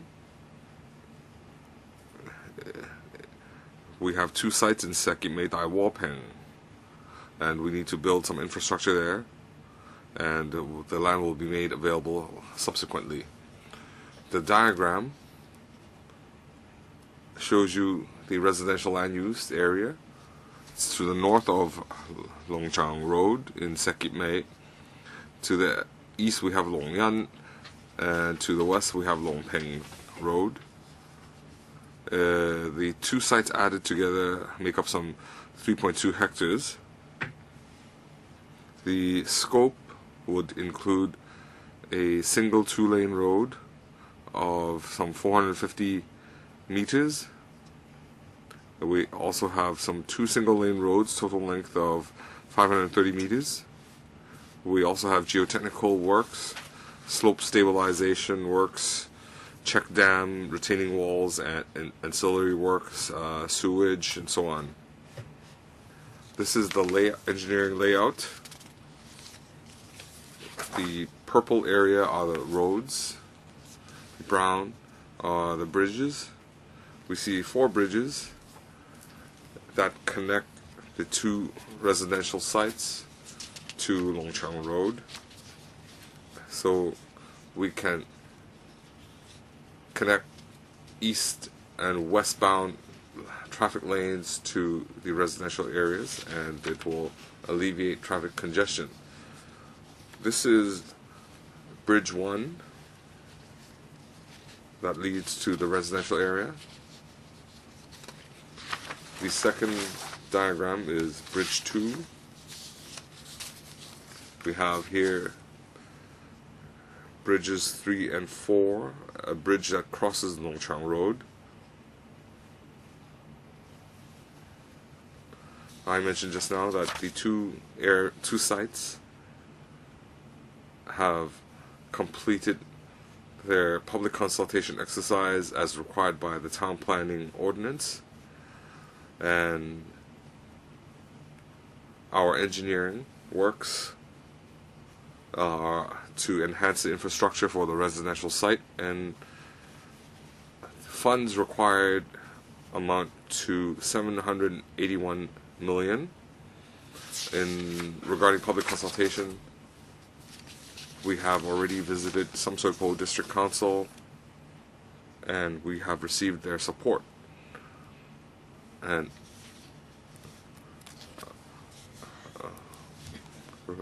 according to the Road Traffic Safety Ordinance and the Compensation Ordinance, we have not received any objections. Regarding the environment, this engineering project does not come under the Environmental Impact Ordinance. There is no adverse impact, but during the construction phase, we will exercise standard management procedures, including noise, dust, pollution, emissions. Will keep it to a minimum. There's no impact on heritage. Regarding traffic, we will have temporary traffic management procedures if necessary. If there are roadblocks, we'll conduct that during non-busy hours or during the night. We'll also form a traffic control liaison group that connects the police, highways department, and so on. We don't resume any land. It's all government land. Regarding trees, we will relocate 621 trees. They are not precious trees. We will relocate 4 trees and compensate by planting 757 new trees. This will create 208 construction staff job opportunities and 51 professional job opportunities. So with your support, we would conduct the tender exercise this month, and in the first quarter we would report back to the Public Works panel, and we would make application for funds with the Finance Committee, and we expect to complete it in phases by 2016. Thank you. Rules of Procedure 83A. Members who have direct or indirect interests, they cannot put forward any motions, and if they do wish to speak, they also need to declare their interests. So I'd like to remind everybody, if you have direct or indirect fiduciary interests, then before you speak, you should disclose your relevant interests. So we now open it to members.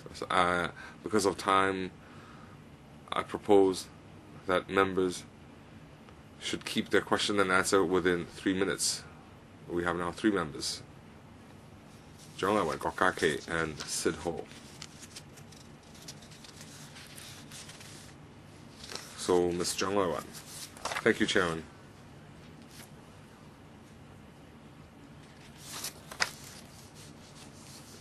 The Longchang-do is very congested during peak hours, so your design capacity, will it alleviate traffic congestion?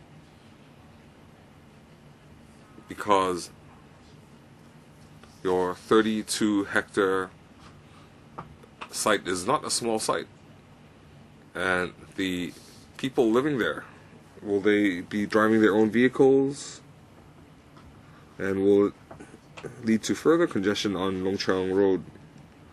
And could you be specific? What is the plot ratio of this development, and when the buildings are completed, how many more people will be added there?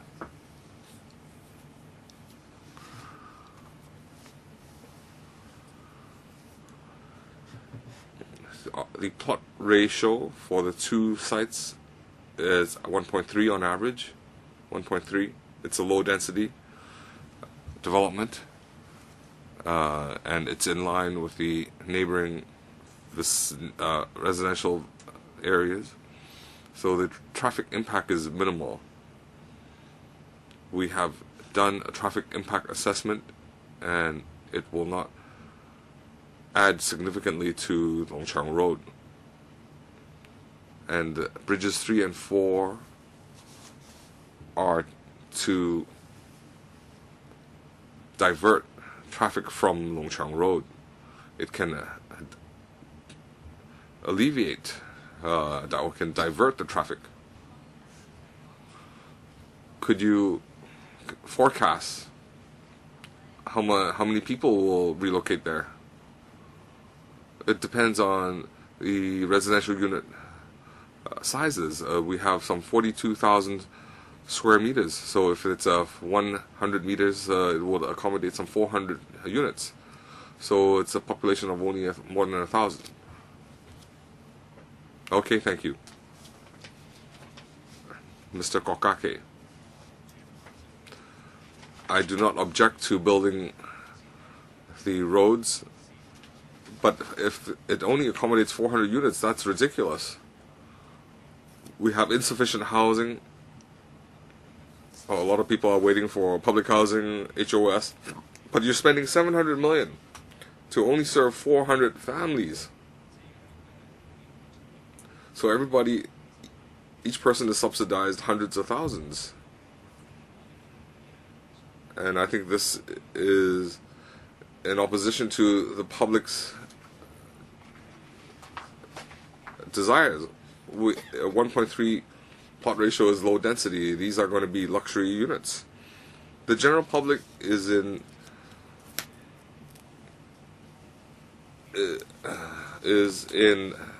suffering, and they are living in divided units. The government is spending $700 million, and it will only accommodate 400 families. So why can't you study and convert this into public housing or HOS? C.Y. Leung promised that he would increase housing supply. Where is the government housing? This is in opposition to his stated intentions.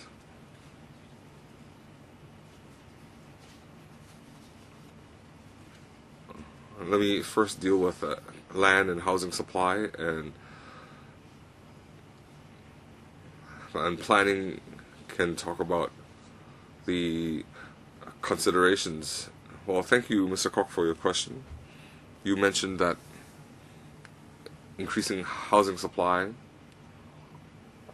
has always been the government's top priority, and we've been dealing with it through a multi-pronged approach. In government housing, planning and housing have long-standing procedures. We release land for public housing. In private housing, in our land registration system, we do have land that can be made available and can provide supply for small, medium housing. The question I want answered is that this precious piece of land, why can't it be used for public housing, especially rental housing and HOS housing? You had touched upon overall land supply issues, so perhaps planning can talk about the parameters for these two sites. Well, actually, in determining what type of housing this land is suitable for, we have to consider a series of factors. You are familiar that to the north of Longchangdo we have low density housing, Daigingfong, Beacon Hill,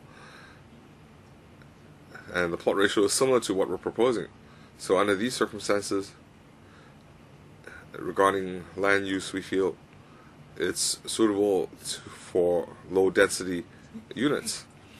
And as Ms. Jiang said, Longchangdo is actually very congested, and building public housing might answer public housing needs, but the traffic capacity is already overstretched. If we were to build HOS, and if it would be 5 or 6 times plot ratio, then our roads might not be able to sustain that increased traffic. We also hear from the public that their views will also be affected. If we were to build high buildings, to give you a simple example, we usually build like 40 stories, and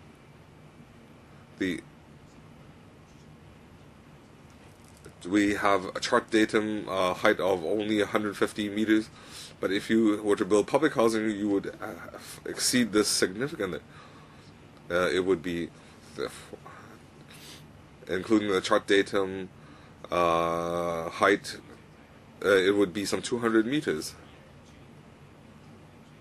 Well, the first residential unit was Chak-on estate, and then they were luxury units. So you're saying that the people in Chak-on estate should not live there? That's ridiculous. You're saying that if we build luxury units, then we shouldn't have higher buildings? That's not my intention. Chak-on estate, we use Longchang Road as a dividing line. Chak-on estate is at a lower chart datum. If we were to build 40-story house, it would reach 250 meters, 260 meters. Well, Chak-on estate is not high density. It's only 10 stories, 10, 12 stories. Well, why can't you help more Hong Kong people? From a macro perspective, planning and housing have communication. When we're trying to identify suitable areas for HOS or rental housing, these are not the only available sites.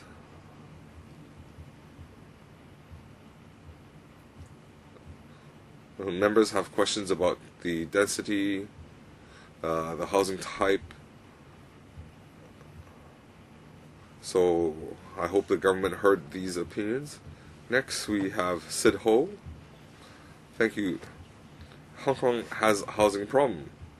The government should tell us.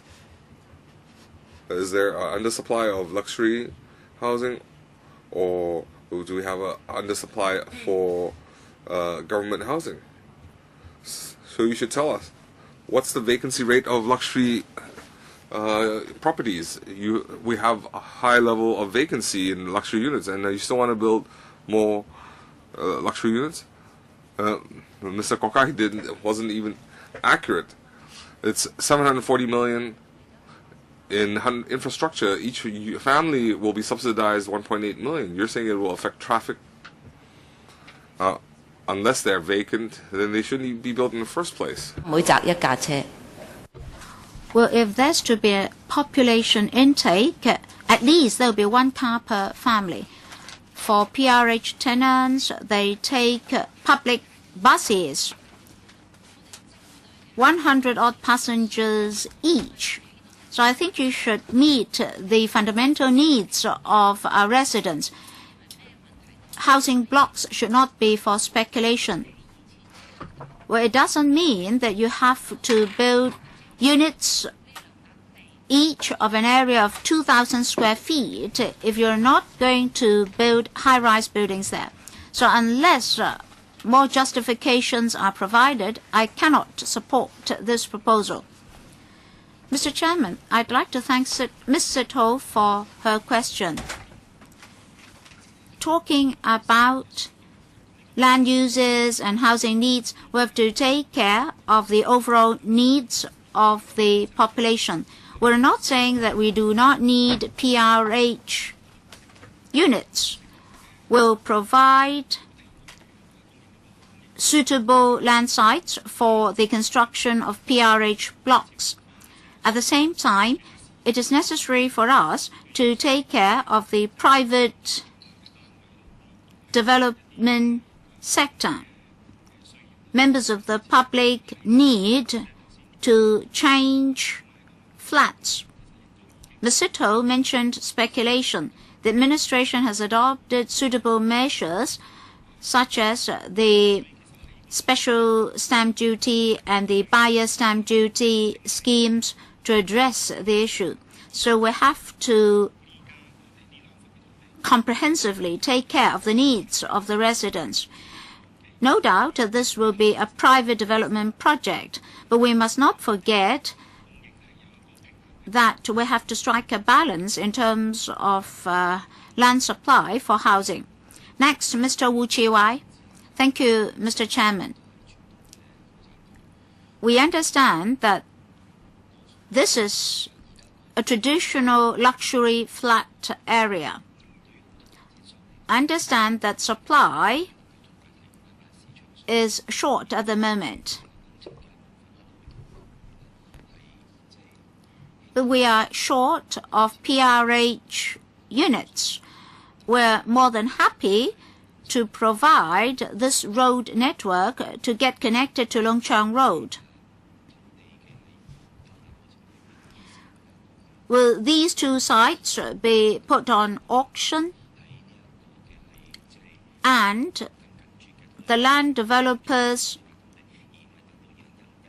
can develop the sites as soon as possible so that we don't need to wait till 2015-16 for the auction.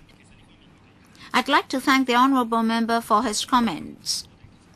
We did consider that suggestion when we consider whether or not the infrastructure projects should be incorporated into the overall planning of a particular area. We have to consider issues like road traffic diversion, road realignment, etc. Now here we have to realign the roads in the course of the project.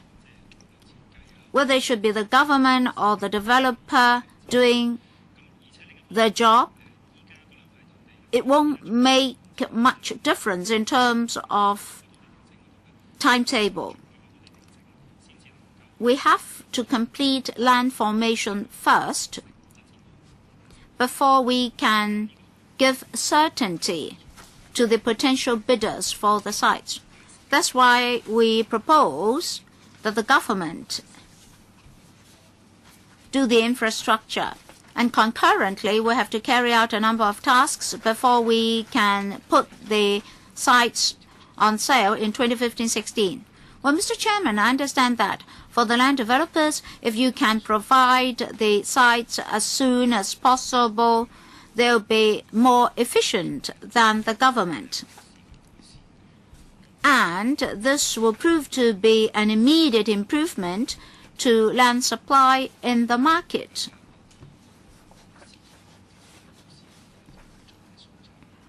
Just now, the administration told us that in terms of time required, it won't make much difference between a government project or private sector project. So I think the administration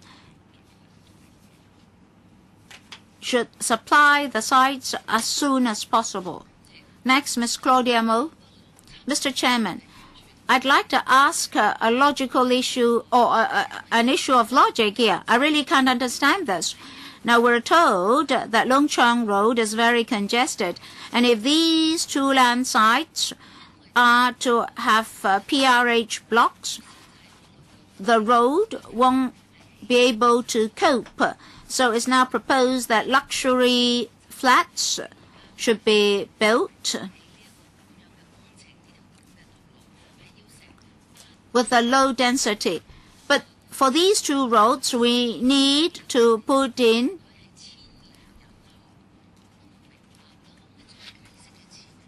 $740 million to serve 400 units of 400 households only.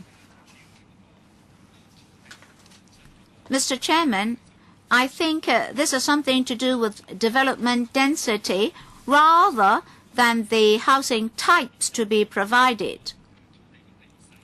Now we have to look at the topography of the area. These sites are at quite a high level, and in order that the ridge line is not blocked, it's not suitable to have high density developments there. And for transport facilities, they cannot cope with high density developments either. So in terms of planning, it's more suitable. Well, Mr. Chairman, I have to pursue this.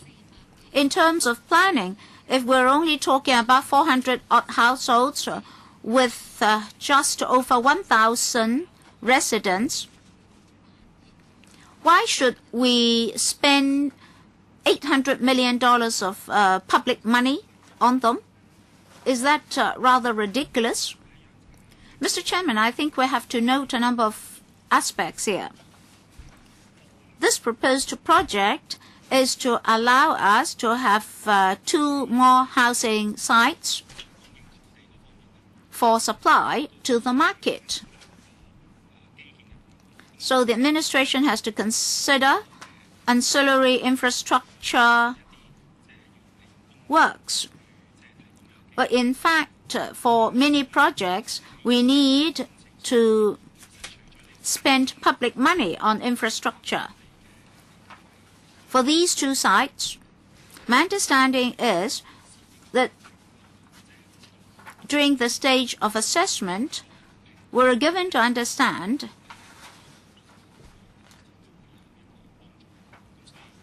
that this proposal will also help to ease vehicular flow on Longping Road. So the proposed infrastructure is not just to serve those 2 sites.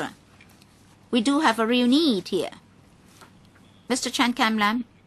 Mr. Chairman, 30,000 odd square meters, if it's put on sale, it will bring in proceeds to the tune of billions of dollars. So Ms. Claudia Mo can rest assured that we're not to dump $800 million into this project to serve just 400 odd households. Yes, I agree that we're short of land at the moment. At the same time, we have to provide infrastructure. So I'd like to see this project proceed as soon as possible. Well, if we can tender in January, it would be very good. Well, this project has been on the agenda since 2007. It has been upgraded from Cat B. That has taken a long time, and It's only in 2015-16 that the sites could be auctioned. From the time of study to investigation to actual use, it has taken us 10 years.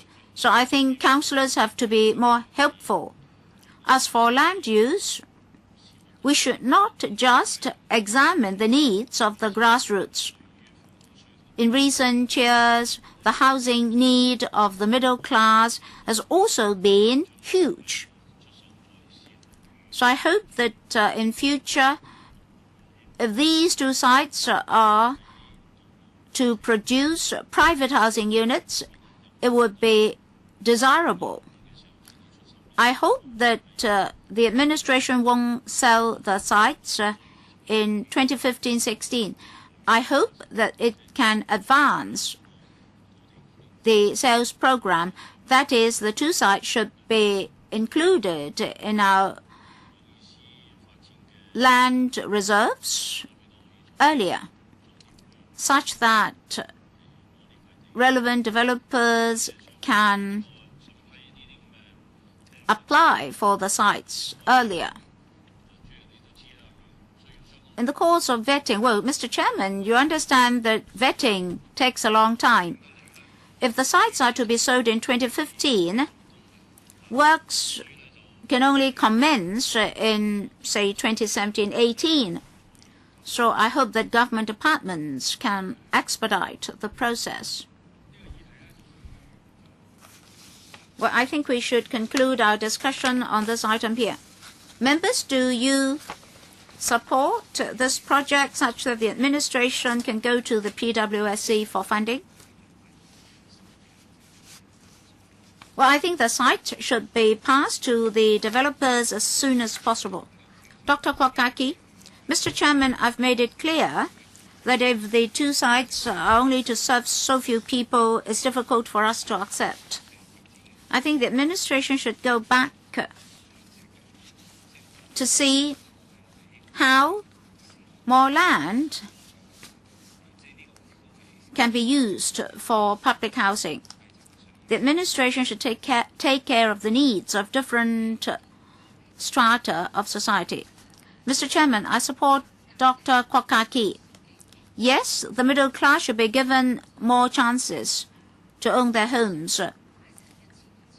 A household earning more than $40,000 a month would be classified as middle class. Mr. Chen Kamlan? Mr. Chairman, this project should commence as soon as possible. Otherwise, it will be dragged on. As to how the two sites should be used, we still have a great deal of opportunities to discuss.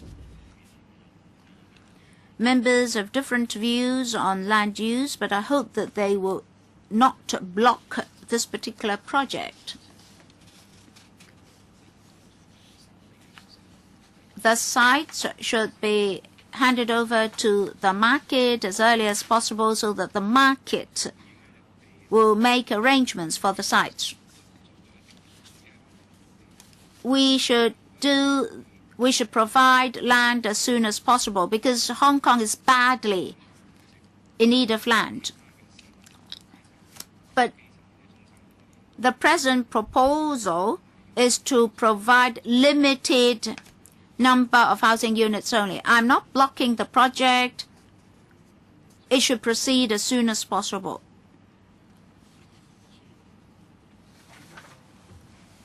There will be a funding proposal to the PWSC. And that proposal should incorporate in writing members' concerns raised just now. Can I take it that this panel supports the funding proposal, but concerns raised, for example, those related to building density and its relationship with spending, should be further examined? For example, some members asked whether $800 million should be spent on this project. We should also take into consideration the needs of the middle class and the grassroots. Well, I think some members suggested that the site should be sold before the land is formed. Whether or not infrastructure is incorporated in the whole project, procedurally and financially, we need to submit the proposal to the PWSC, because this will be a government infrastructure project. So we have to go through the PWSC anyway. Can I clarify one point? Unformed land can also be sold, right? That is, before land formation, the sites can be sold. Well, we'll go back and study members' views in detail. We're also very concerned about land supply. We also hope that the sites can be put on market as soon as possible. So we'll go back and examine members' views. Well, maybe in their written paper to the PWSC, these issues should also be covered. Yes, members would like the sites to be put on the market as early as possible. So thank you very much. And thank you very much, government representatives. We can now proceed to agenda item 6, legislative amendments for the introduction of the signboard control system. Please invite the government representatives to come in.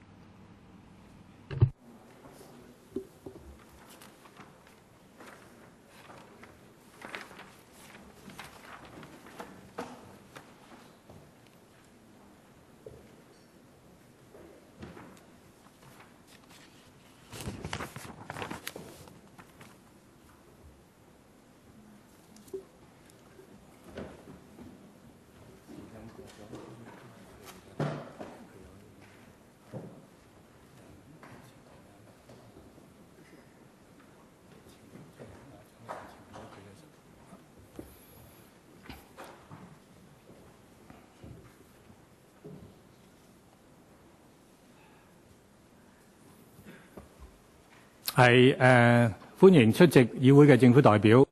Welcome, government representatives. The list of attending officials is already distributed to members. I won't read out the names one by one. We're sorry for keeping you waiting. Will the administration first introduce the paper to us? Well, yes, thank you, Mr. Chairman. Perhaps I should briefly introduce the signboard control system to members. Well, signboards have posed a long-term safety issue to Hong Kong. At present, we have about 190,000 unlawful signboards. Most of them are in use. They're helpful in maintaining businesses. But to enhance the safety of signboards, we would like to propose a signboard control system.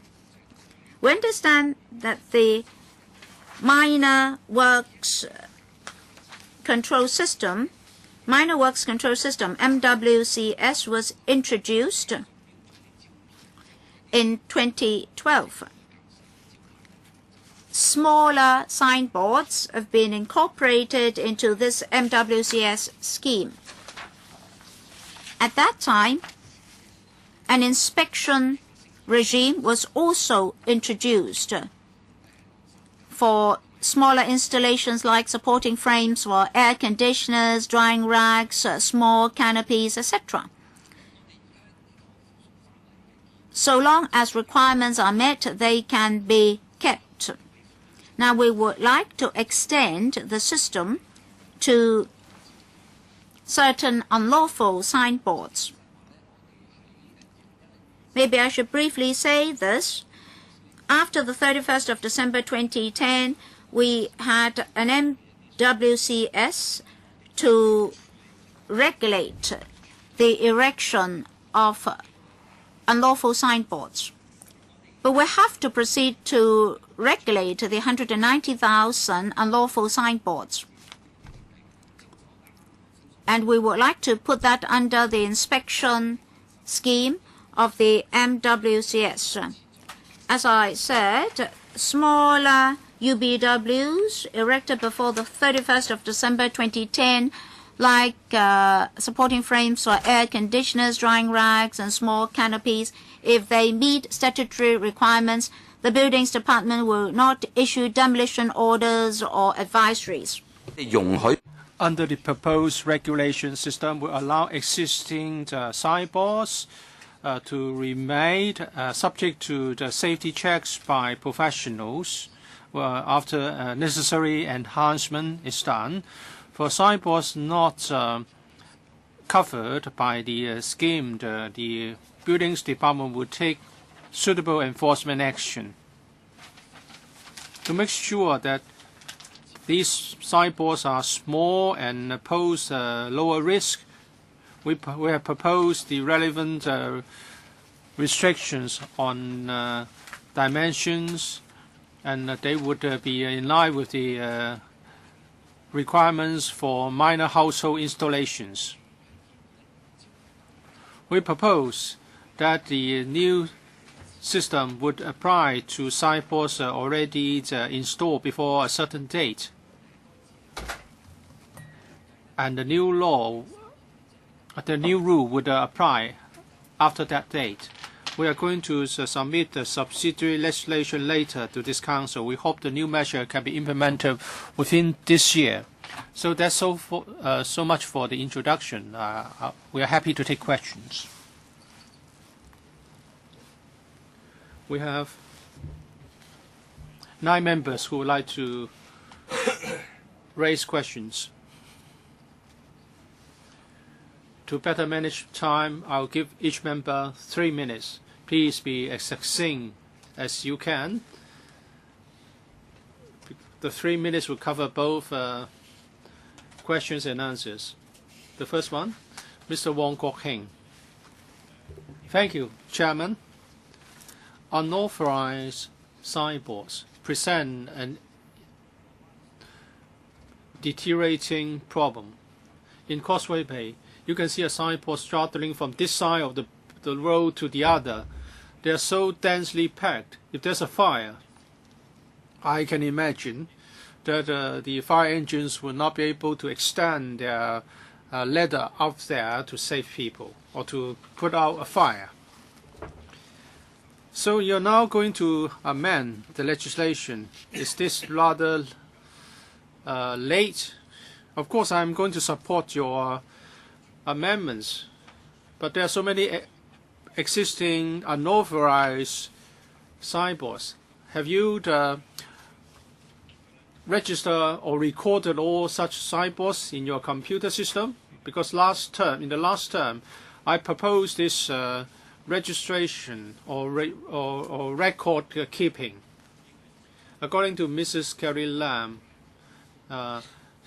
back then you have already started to install a supercomputer system for keeping the data. As for those which fall outside your proposed requirements, because if they are checked to be safe, they can retain. What about those which do not comply with your requirements? Deputy Secretary, first question first, and that is the purpose of amending the legislation this time. After the introduction of the minor works regulatory system, we have been trying to cover the unauthorized signboards, smaller signboards, under the system. If they are bigger than the prescribed dimensions, they have to submit an application first. And if they are unauthorized and they are not small signboards that can be kept, then they will have to be dismantled. We mount a major operation to do that. There are 190,000 existing unauthorized signboards. Not all of them are small signboards, but about 85% or 160,000 of them are expected to be signboards that can be covered by the proposed control scheme. They are relatively smaller. The proposals in the subsidiary legislation that we are going to table will be for the handling of these unauthorized signboards, because signboards do serve special purposes. Most of them are for commercial purposes, and they are at present being tolerated. We don't want to affect the commercial operations too much. As for the computer record, I can ask my colleague from the Buildings Department to supplement. Thank you. In 2011, we started an operation to check the existing stock of signboards. This has almost been completed. We checked and counted the number of signboards on the external walls of buildings. After this is done, we'll have a better understanding of their numbers and locations. Have you done this? Have you completed this exercise? Well, it's close to completion. We need to verify the results once more. Chairman, I hope you can give us an account after you have completed the counting, the exercise. All right, we have Mr. Gary Fan, Ms. Ann Jiang, Dr. Fernando Cheung, Mr. Chen Kam Lam, Dr. Lu Wai Kwok, Mr. James Tin, Mr. Wu Chi Wai, who would like to ask questions.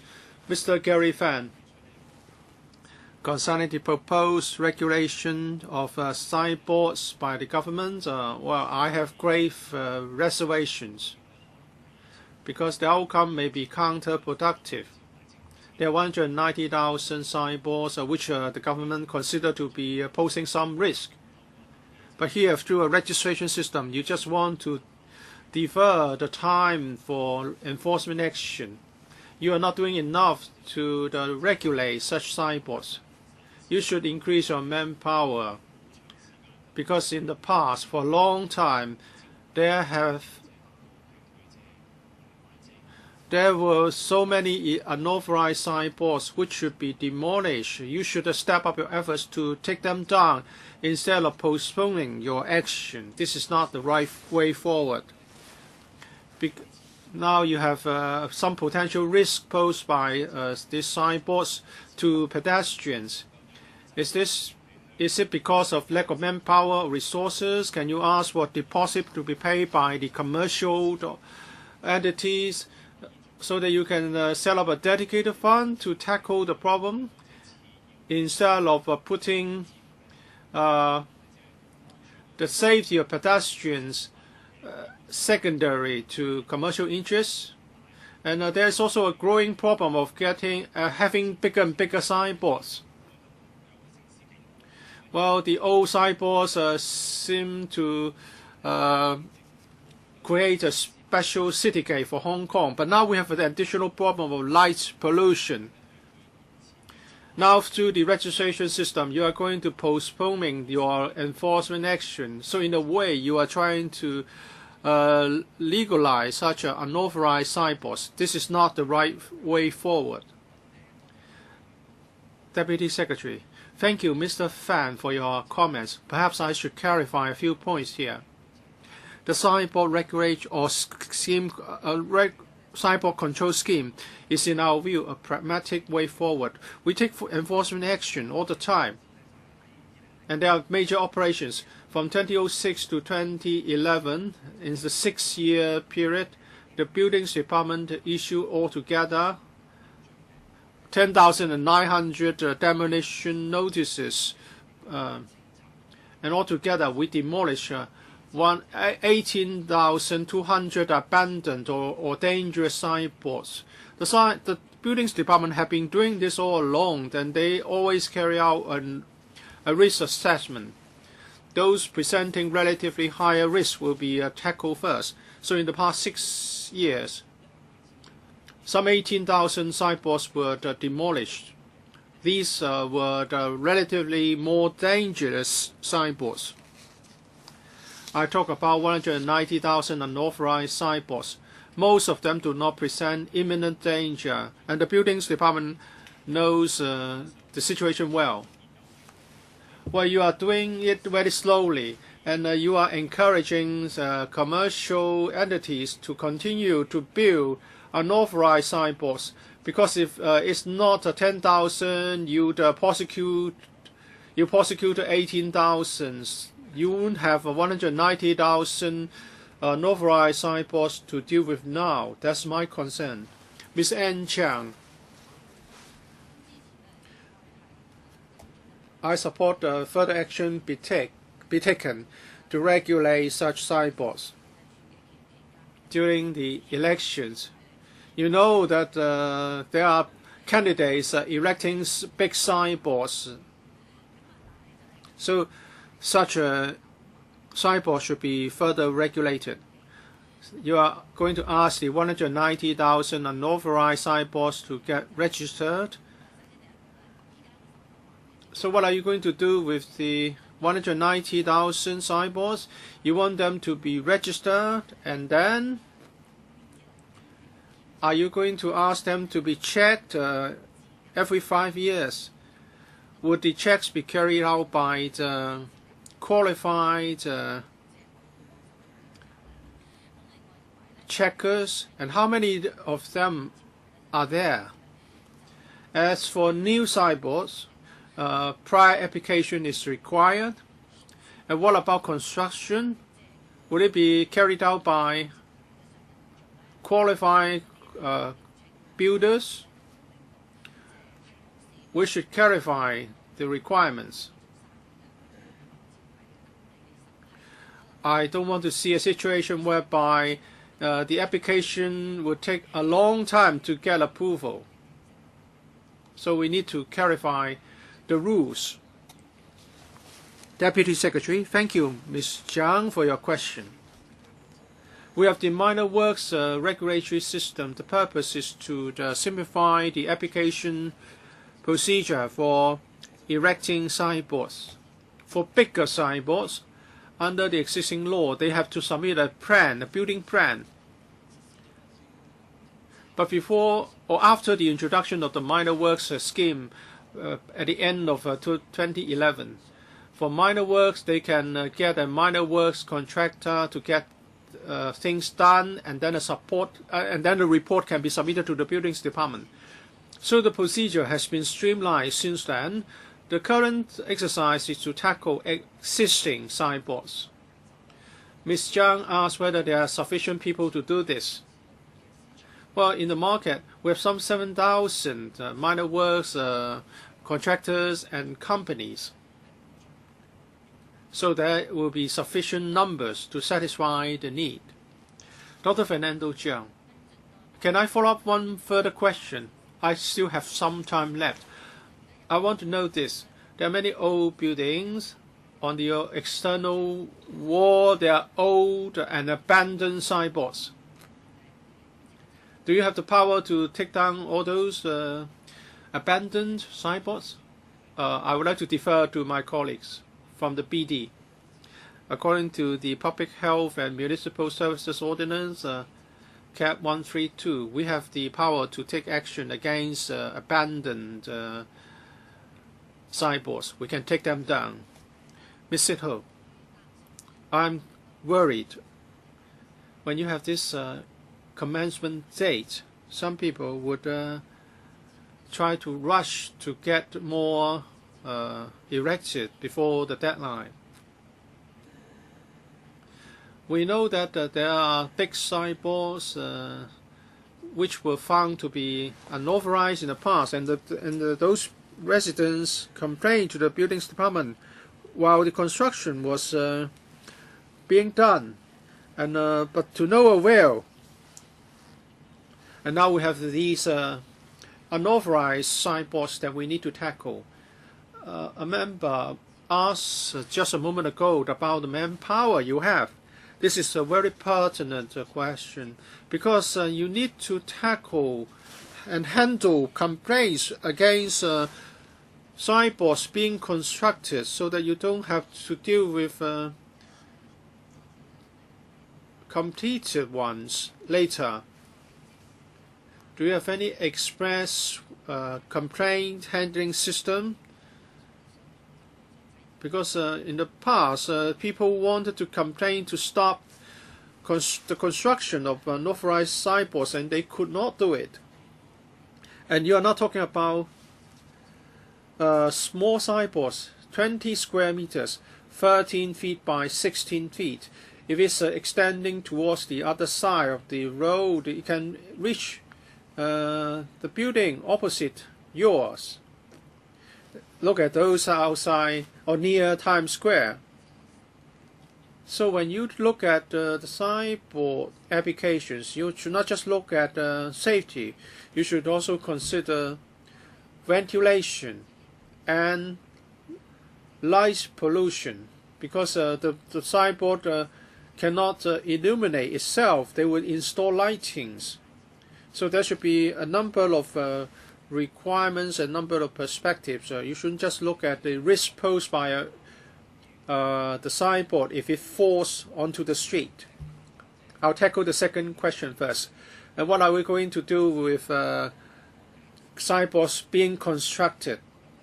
And also in the appendix, we have set out the requirements. These are the standards under the minor works regulation system. The specs that have been applied here. As for signboards or UPWs under construction and how we are going to do with those, I'll ask my colleague from the BD to respond. After the introduction of the minor works system in 2011, we will carry out inspection. There's a pledge that within 48 hours we set our consultant or our colleagues to check UPWs or signboards under construction. If it's confirmed that the signboard should have been the subject of an application under the minor works system and they haven't done so, we will take action to demolish the signboard. Mr. Chen Kam Nam, in the past, over an extended period of time, the speed with which the BD handled unauthorized signboards was very slow. Do you have a dedicated team working on this? You have 190,000 signboards to tackle. When the new regulation system is implemented, the workload is going to be heavy. So what kind of manpower do you have?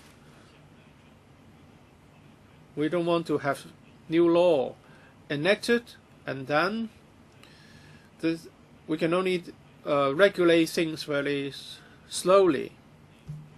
Among the 190,000, there are some dilapidated signboards, and some shops may have already moved, and the new shop operators will not take down the old signboards. This is very common. So how are you going to go about it? Do you have a register of signboards and carry out frequent inspections? Or are you going to act on complaints only? What's the system that you are going to put in place? Let me say something, and then I'll ask my colleague to supplement. Regulating signboards is a routine for the BD. They have a special section in the department to regulate signboards. So, because this is a routine duty of the department, we haven't really calculated the expenditure specifically on regulation of signboards. I'm not asking for expenditure, I'm asking for manpower. How many people are there in that particular section? This is a recurrent problem, And how many staff are you devoting to it? In signboard control, we are using the staff, some 500-600. Of course, they have a heavy workload, and further control will be dealt with by a signboard group, and this group will dedicate their efforts to signboard control. As to how we coordinate our efforts, we will further fine-tune it.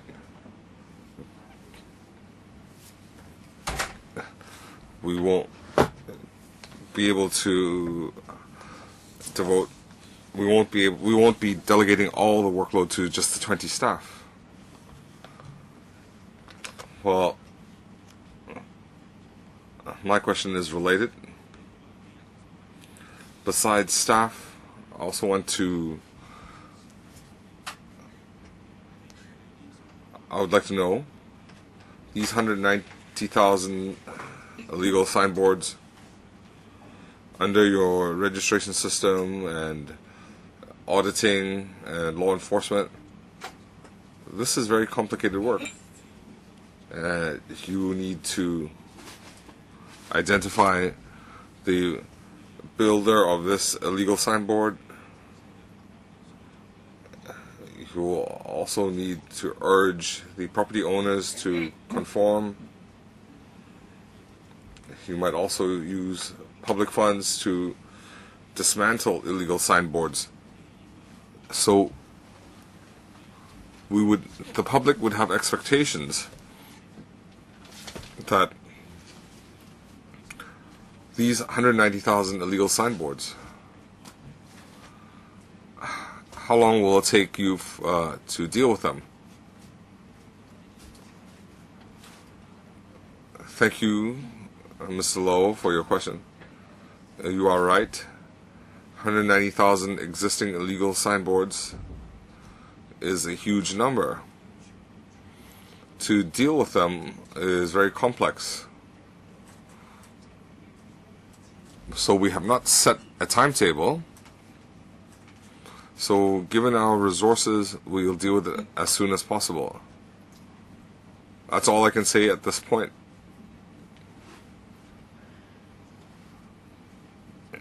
In dealing with illegal signboard, we take a multi-pronged approach. Over the last 6 years, we have dismantled 20,000 abandoned or dangerous signboards. That's 10% of the total. And a lot of new signboards have been installed under the minor works control system, and these are safe. So through our program, through the signboard control system, we want to do a better job on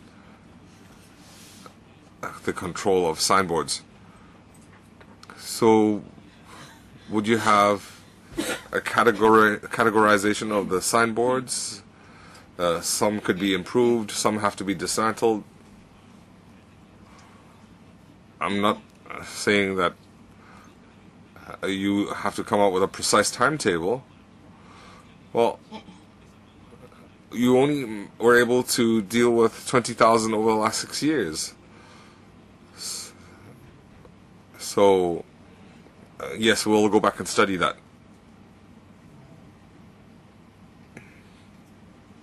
Michael Tian. Chairman, this is very complex.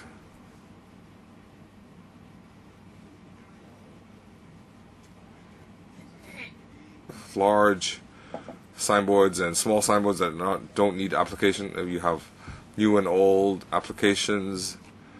So you have a whole range of issues. For large signboards, these are visible. For old illegal structures, they have to be dismantled. If you have a limited number of staff, and I think it's a waste of time.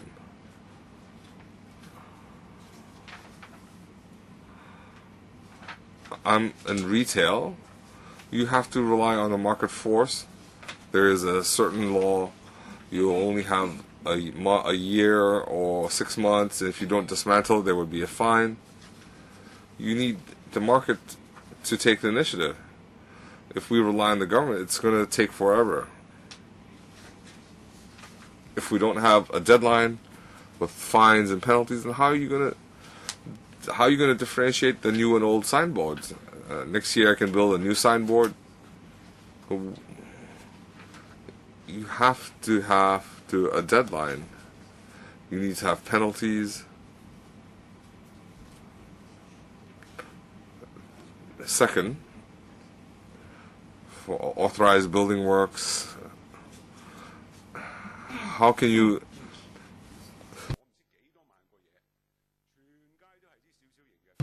enforce the 5-year inspection period?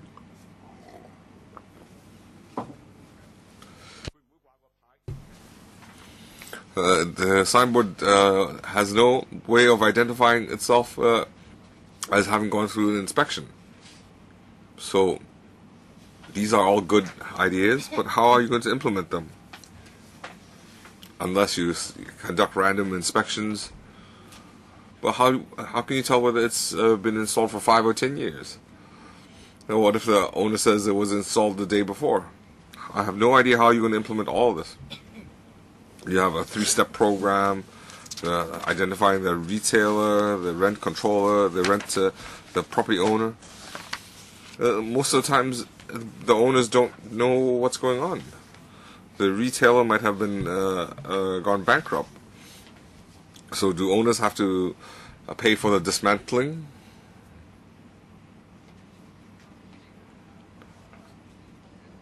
Thank you, Mr. Tian, for your questions. These are frontline issues, and I think this is similar to what Wong King asked. The housing department is building a database, so if the legislation is approved, we can implement it this year, and we can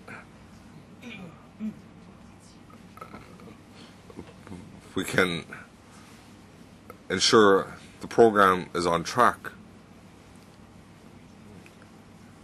The buildings department can, when the deadline is set, the buildings department can enforce the dismantling of unqualified, unauthorized projects. So you mean you've taken thousands of pictures on every street corner? It is a very comprehensive database. Mr. Tian also asked how, after application, how do we identify whether the sign has been in 5 or 10 years? Well, we require the sign owner to provide a report every 5 years. After the first report, we already have the information. On a certain street, there's a sign. So if 5 years down the road they don't reapply, well, what if they don't sign up? Then the buildings department will enforce the law because we have the database. If they don't update the information, then we know that they have not done the application. I'd like to ask, in the inventory taking, do we have a number for signs without owners, signboards without owners, and how long will it take for you to deal with these signboards without owners? In the registration system, there's a 5-year period, but you know that the business cycle in Hong Kong is very short.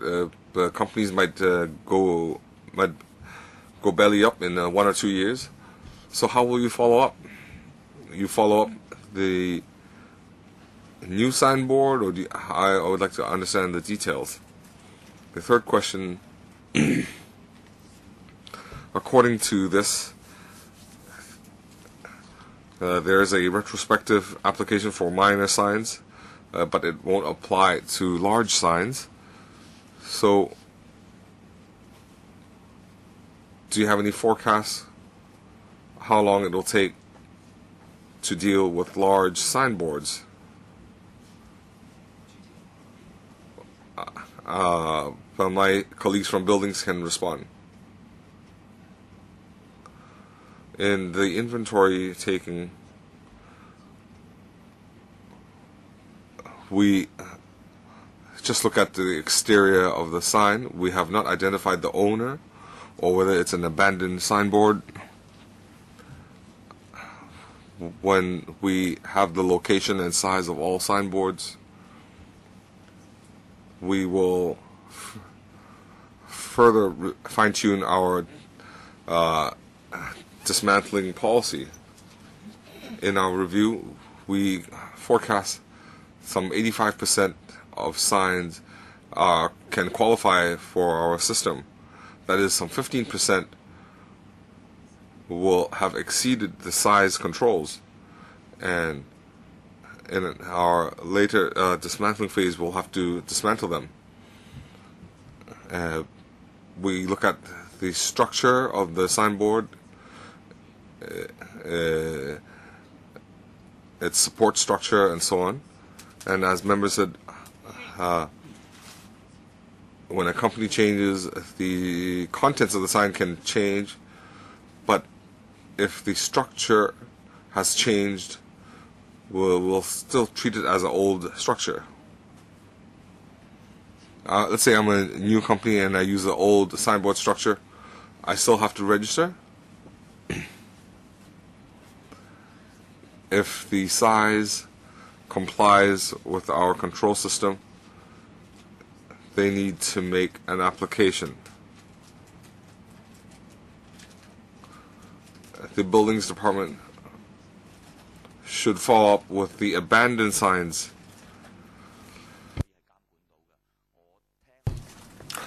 And I'm very concerned that the government or buildings department should have a policy to deal with abandoned signs. Well, if you can't deal with abandoned signs, that's very problematic.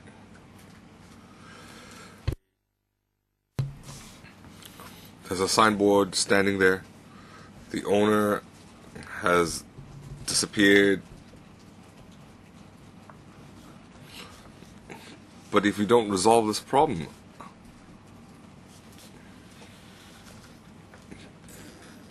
then all you're doing is empty talk. If you can't find the owner, then you need to dismantle it, and you would need funding. You should start with legislation, and we'll provide the funding. You can convince us that the owner has disappeared, the signs are abandoned, there's no maintenance, no repair, there's a chance it might crumble. We can't wait till it has fallen apart and crushed on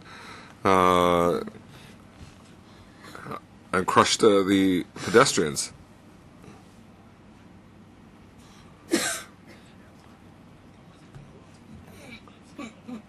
This situation is like the old age allowance. You can deal with old age allowance, but you can't deal with this. Our colleagues had asked questions about staffing levels. If you have a scheme, we can provide funding. You want to conduct it in 5 years, we'll provide the funding. But you're saying, I don't know how long it will take. Well, you're just wasting our time. It will be a recurrent problem.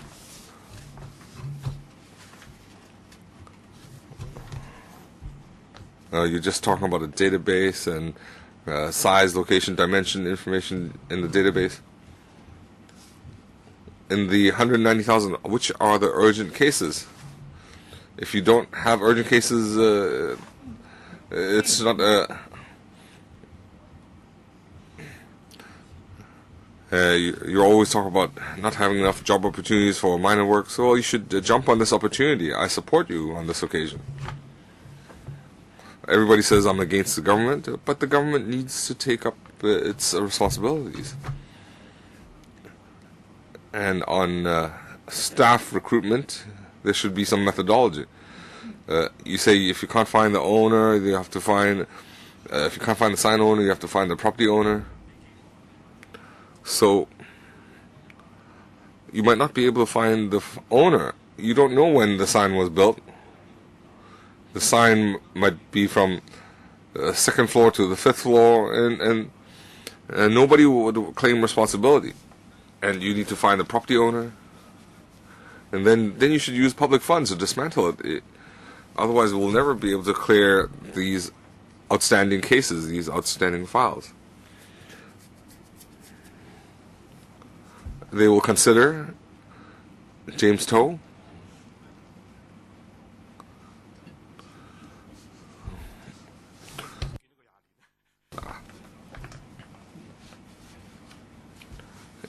Back in 1992, I mentioned that there should be a signboard control system.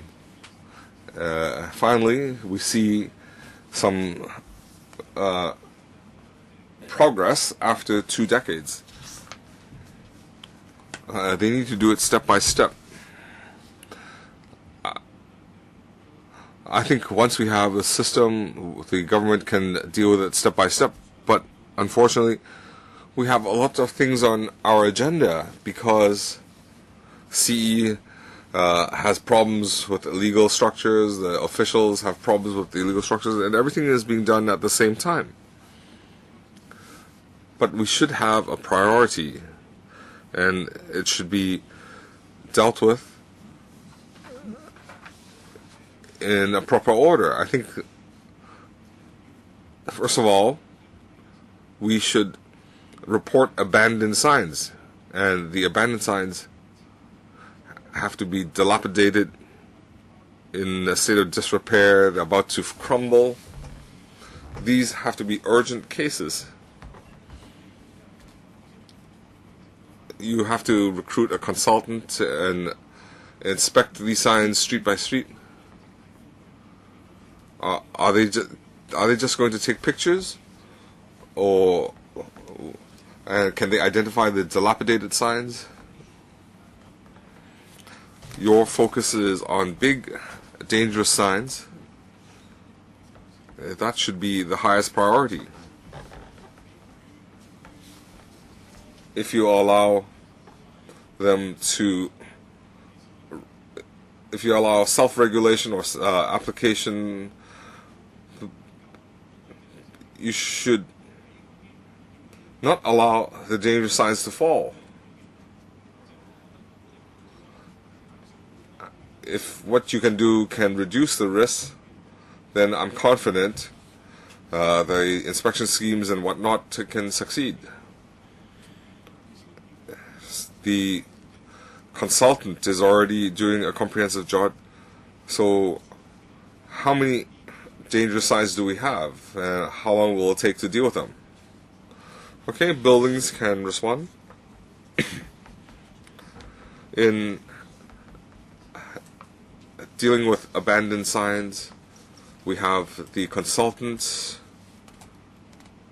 They will monitor the signs in busy areas. We also rely on reports. We also have large-scale operations. How many signs have you identified? I don't have the figures on hand, but they've come back with a large number.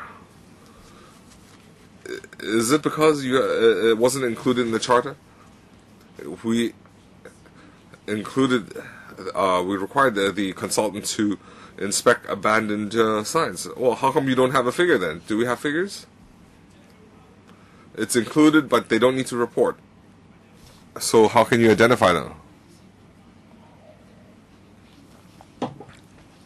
They need to inspect dangerous sign structures, and these could include signboards. But we have not come down with, don't have a breakdown in the last 6 years. we had issued 10,900 summons for removal of, these are mostly abandoned signboards. 議題討論到此為止。 Well, so much for our conclusion, for our discussion on this item. Thank you very much for attending. So what is the conclusion? How are we going to handle this issue? Are they going to proceed as proposed? Well, they will introduce a piece of legislation into LegCo. What about our queries, comments, etc.? I believe they've heard us. Yes, thank you very much. Let's proceed to item 7 on the agenda. Sorry, the speaker was not coming through. Well, I think they should come back before introducing any legislation to us. I think they should report back to us on what measures had been implemented, for example. Well, where and when necessary, we can set up a subcommittee to look into the issue, and members can also air their views in the Finance Committee.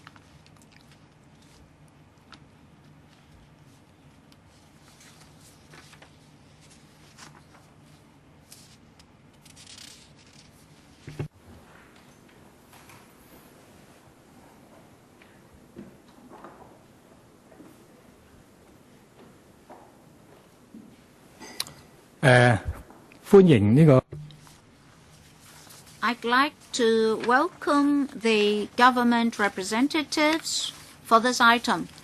The name list has already been introduced or distributed to members, so I won't introduce them one by one. Please briefly introduce the issue to us. Well, thank you, Mr. Chairman. This issue is mainly related to law enforcement on the CE's UBWs in his residences. We've prepared papers for members, and our BD colleagues will be happy to answer members' questions. On many occasions, the administration has provided detailed information and briefings to LegCo members on the PRI's case. As I reiterated on certain occasions, we've insisted on law enforcement with equal treatment to everybody and will abide by the rule of law. Our colleagues will exercise their professional judgment and adopt an impartial attitude in law enforcement. No special arrangements will be made when considering the special status of the subjects concerned. That means we won't be particularly stringent, harsh, or lenient towards government officials. Now, first of all, the BD will carry out site inspection on UBWs related to celebrities and senior officials. Now, the regime was introduced in 2011. At that time, there were suspected UBW cases that have attracted public concern because they're related to senior government officials and celebrities, and priority had been given to such cases. After site inspection, in accordance with the Buildings Ordinance and the law enforcement policies of UBWs, will adopt an impartial attitude in law enforcement. We won't expedite or slow down law enforcement procedures because cases are related to senior government officials and celebrities. Will not participate in the actual law enforcement process, which was actually carried out by the professionals in the Buildings Department. I did not personally take part in the process, and I would not issue individual instructions on individual cases. The Buildings Department will exercise its professional judgment for each and every case. I believe our colleagues in the BD would be impartial in their law enforcement work. I'll now defer to the Buildings Department to introduce to members the law enforcement work. Mr. Chairman, in handling the UBWs of Houses 4 and 5 of number 4 Peel Rise, we followed the established procedures for handling UBWs as well as the relevant policies. In June, on the 21st, we, for the first time, saw media reports on House 5 saying that there are UBWs, and we immediately carried out a site inspection. In the course of the site inspection, we usually target the reported premises. We won't casually enter the premises or other locations for site inspection. Of course, if the UBW concerned is in the exterior of a particular structure, we'll carry out inspection in the exterior of the structure. Well, on that day, we understood that the UBW reported in the media had been dismantled, but during that inspection, our colleagues detected other UBWs which had not been reported in the media. And in our announcement, we mentioned those UBWs. And for these UBWs, we followed our law enforcement policies for UBWs. That is, new UBWs would be dismantled first, but existing UBWs would not receive a demolition order, but advisories. For UBWs accorded priority, the normal procedure is that if there's no imminent danger, we'll first of all issue an advisory. When the landlord receives the advisory, he should take the initiative to demolish the UBW. Then we'll not issue a demolition order. All right, thank you very much. It's time for members to ask questions. Ms. Chang Lai-wan, Gary Fan, Chan Kam Lam, James To, Alan Leong, Chan Ka-lok, Chan Chiu-hong, Chan Kim Paul would like to ask questions. Have I left out anybody? Oh, sorry, I missed you. That's why I had to read out the names. Well, I omitted the second one. I didn't see you. All right, so 10 members, including Mr. Albert Chan and Mr. Wu Chi-wai would like to ask questions. First of all, Ms. Chang Lai-wan. Well, initially 4 minutes for each member, including questions and answers. Dr. Chang Lai-wan. Thank you, Mr. Chairman. Now, concerning this issue related to Peel Rise, that is C.Y. Leung's residence, I understand that at present there are exempted works, UBWs, irregular works, etc., etc. Well, we have a whole list of these structures. Well, when I talked to professionals, many of them were unclear about the different categories of structures. I suspect that even within the Buildings Department, there are different interpretations about definitions and terms. Now, first of all, about the trellis of House 4 of number 4 Peel Rise, I was a bit surprised. I've been living in Hong Kong for several decades.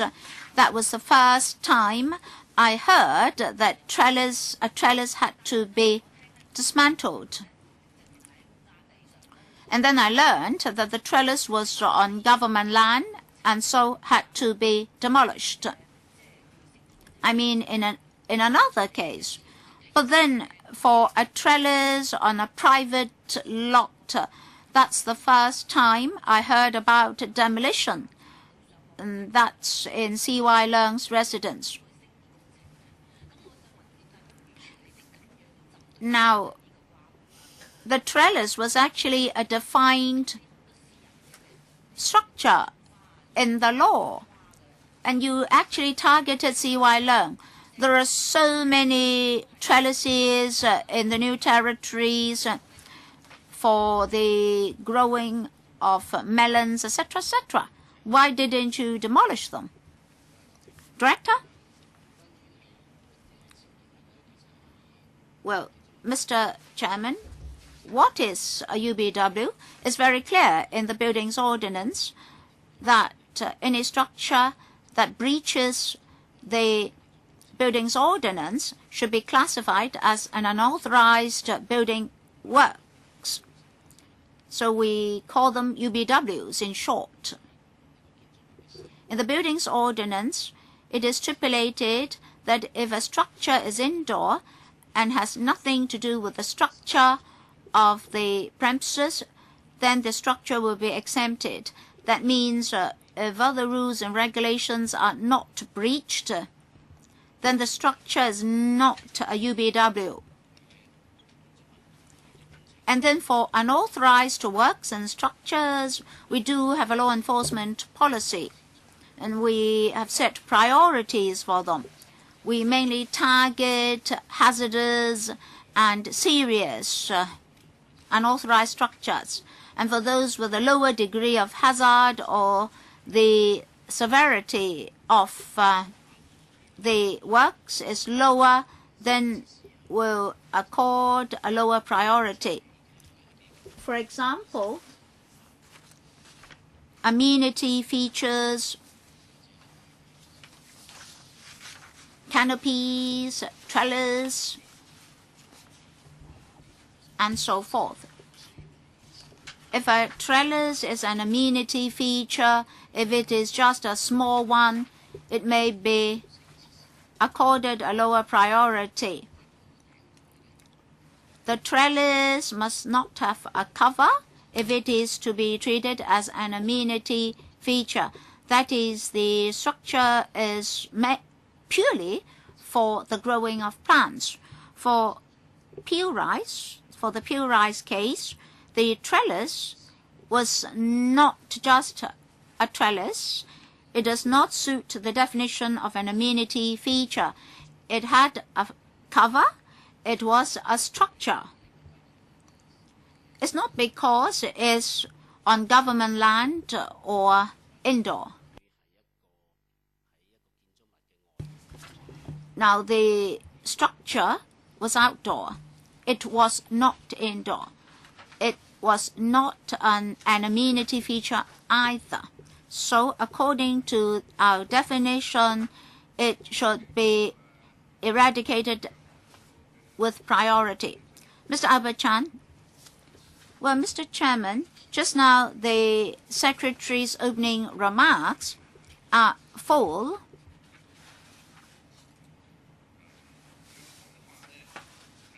of falsification or sophistry. Concerning C.Y. Leung's issue, prima facie, the administration has been following established practices and procedures. But if we are familiar with C.Y. Leung's UBWs, we'll understand that the attitude of the Bureau and that of the department were different. The Secretary had adopted a high profile in commenting and instructing BD staff what to do. Now, Paul Chan is saying that he will not interfere with the case, he will not issue instructions, etc., etc. So his attitude is now very different. So between the Policy Bureau and the Enforcement Department, the attitude had been different in terms of law enforcement. I think the LegCo should look into the procedures involved. paper should be prepared for this panel so that we can grasp the circumstances involved. Now, earlier, the Secretary said that the erection of the wall need not submit plans to the department. I'd like to clarify whether or not that's true. Besides, C.Y. Leung did not respond to 4 letters. He said that the case was sub judice. I'd like to ask the BD how it handled that case. C.Y. Leung did not respond to the BD's 4 letters. Well, the BD adopted a high profile in treating Henry Tang's case, but for the C.Y. Leung case, the BD had been very timid.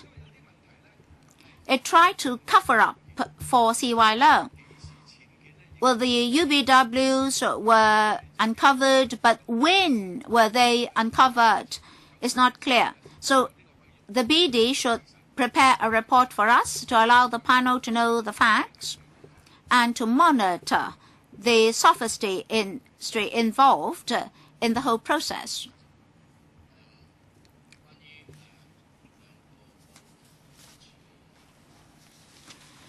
BD, well, concerning the 2 cases, we adopted the same procedures and law enforcement policies in handling them. Normally, when we handle a UBW, our established policy and attitude are that we would like the owner of the UBW to rectify the situation as soon as possible. Well, usually we won't investigate into when the UBW was built, who built it. Well, usually it would be the landlord who built the structure. No, that's not true. In Mr. Henry Tang's case, you pursued the date of erection and you contemplated criminal prosecution. It's important to know when the structure was erected. Why shouldn't you pursue that? That's absurd. BD? Well, I only mention our normal practice. I think you should withdraw your remark. In Henry Tang's case, you pursue the date of erection. In this particular case, you're not doing so. He should not tell lies here. Will the director of buildings withdraw his remarks? Well, please shut up. This is my forum. Mr. Chairman, the DAB is interfering with my questions. He is serving, the DAB is serving as the pounder. You should ask him to shut up. This is my forum. The floor is mine at the moment. Director, well, that's the normal procedure for handling UBWs. If in a case, information indicates that there are persons with statutory duties under the BO, like authorized persons, registered contractors, etc., are involved. So if information indicates that these people are involved and these people have to register with the BD, and the BD is duty-bound to regulate the acts and behavior of these persons, then if information indicates that these persons are involved in UBWs, it is necessary for us to carry out investigation, because it is possible that these persons have breached the BO and have committed an offense. For example, if they should not have proceeded with the works without approval from the BD, say if there are misrepresentation or false statements in submissions to the BD, there may be breaches to the BO. So we have to carry out investigation. If there's evidence to prove criminal acts, it is necessary for us to take out prosecution. As for the York Road case in Kowloon Tong, the media reported that there's a basement which was an unauthorized building work, and there are concrete data from the media that indicate that the authorized persons or registered contractors who built the structure might be involved. So it's necessary for us to investigate. Next, we have Mr. Gary Fan. I'd like to thank Mr. Albert Chan and Mr. James Toh for putting in a written request so that we can look into Mr. C.Y. Leung's UBWs today. Mr. C.Y. Leung's political integrity is now bankrupt. We have a debate to impeach him on Wednesday. Today, we want to look into the action of the Buildings Department when it comes to investigation into the UBWs of Mr. C.Y. Leung and Mr. Henry Tang. We want to know whether there is double standard or selective enforcement, and whether the BD's double standard would undermine the political neutrality and the fine tradition of professionalism of the civil service. In the past year, the BD and their consultants or the people they engage have gone to Mr. Henry Tang's house to carry out various tests on concrete and drill holes to take samples and so on. It's hoped that they can use the evidence collected to ascertain the time of construction of those UBWs. So again, why is it that in one case of UBW you would do this, but not in the other case of Mr. C.Y. Leung's? It has been said by some C.Y. Leung's fans that the nature is different because the UBWs are constructed not in accordance with the building plan submitted. Therefore, there's a criminal investigation if it's a newly constructed house.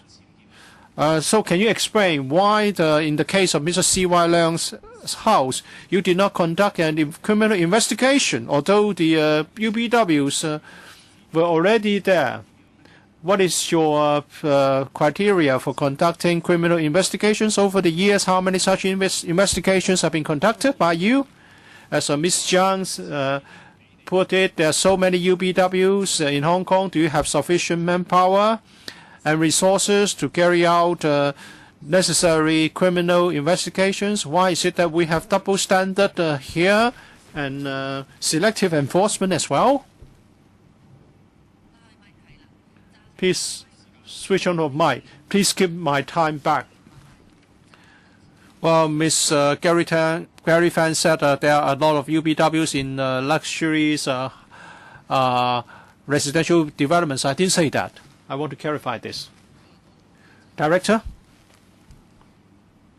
I explained why we conducted the criminal investigation. Well, because there was substantive information showing that some AP or some people who are given statutory responsibility under the Buildings Ordinance might have committed an offense or offenses under the BO. That's why we conducted the criminal investigation. As for other cases whereby there's no such information and we still proceed with criminal investigation, that would be a nuisance for those concerned. And because of the involvement of public money, we have to be careful. As I said, the media reports revealed that there was information to support a case of criminal investigation, but that did not happen with the Pew Rice case. as for our standards, well, it has to do with the details of our investigation, and I'm not in a position to disclose those here. In that case, in that particular case, we had to find out, investigate and find out whether the AP was involved in constructing the UBWs. So we had a need to find out the time of construction. Well, my question has not been answered. Has the buildings department carried out such a criminal investigation before? The former director, Mr. Marco Wu, said there was never any precedent case in employing the same method in investigating Mr. Henry Tang's case. Well, definitely that was done before. We are tasked, the building department are tasked with investigation when an offense is committed by the contractor or the construction contractor or the AP. For example, when they carry out construction works in a site, some mistakes were committed leading to incidents. And in such a case, we would carry out a criminal investigation to see whether certain provisions have been violated. Have you ever gone to a house to drill holes to get concrete samples and tried to ascertain the time of construction previously? Well, in the investigation, if there's a need to find out how the building structure was composed, so we need to scrape the surface away and take a look at the inner parts and drill holes if necessary to take samples. This has been done previously. Mr. Cham Kam Nam, I think we are all very concerned about UBWs. Back then, the residences of the two CE election candidates were found to have UBWs. People are concerned whether you are being lax about one and strict about the other. And now the independence of the buildings department is dragged into this politicized case of UBW. I think it's rather unfair. Today, I think the director should tell us in no uncertain terms that you have been doing this in a fair and transparent manner.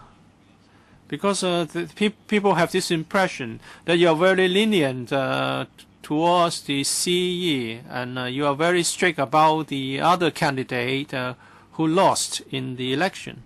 So you must give a clear account here.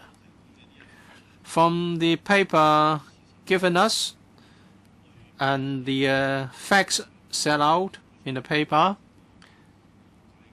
as well as the CE's account to come clean given last month by the CE, well, the two sets of information, in my view, tally with each other.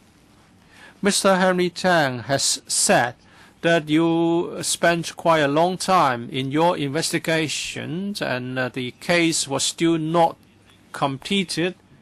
So, Director, in the past few months, have you really completed the investigation? When can you tell us the conclusions? If there's going to be a criminal prosecution, when would you proceed with the necessary procedures? I think if there's a prosecution, your first target must be the construction contractor, because that's the party who submitted the building plans. So can you tell us more? And Mr. Henry Tang has also said that he would like to break up the UBW by a war. what's your response to his proposed way forward? Mr. Au, regarding the handling of the two cases, I have to say that we adopt the same procedures and we apply the same policy. It's fair and reasonable all along. When we handle UBW cases, we pay no regard to the identity of the owner. The identity will not make a difference. As for the Kowloon Tong case, the in situ investigation has basically been completed. We have already informed the lawyer that the gathering evidence on the location has completed. But of course, there are other things to investigate. At the end of the day, after the completion of the whole investigation, we will have to submit a report to the Department of Justice to consider whether there will be sufficient evidence to support a prosecution.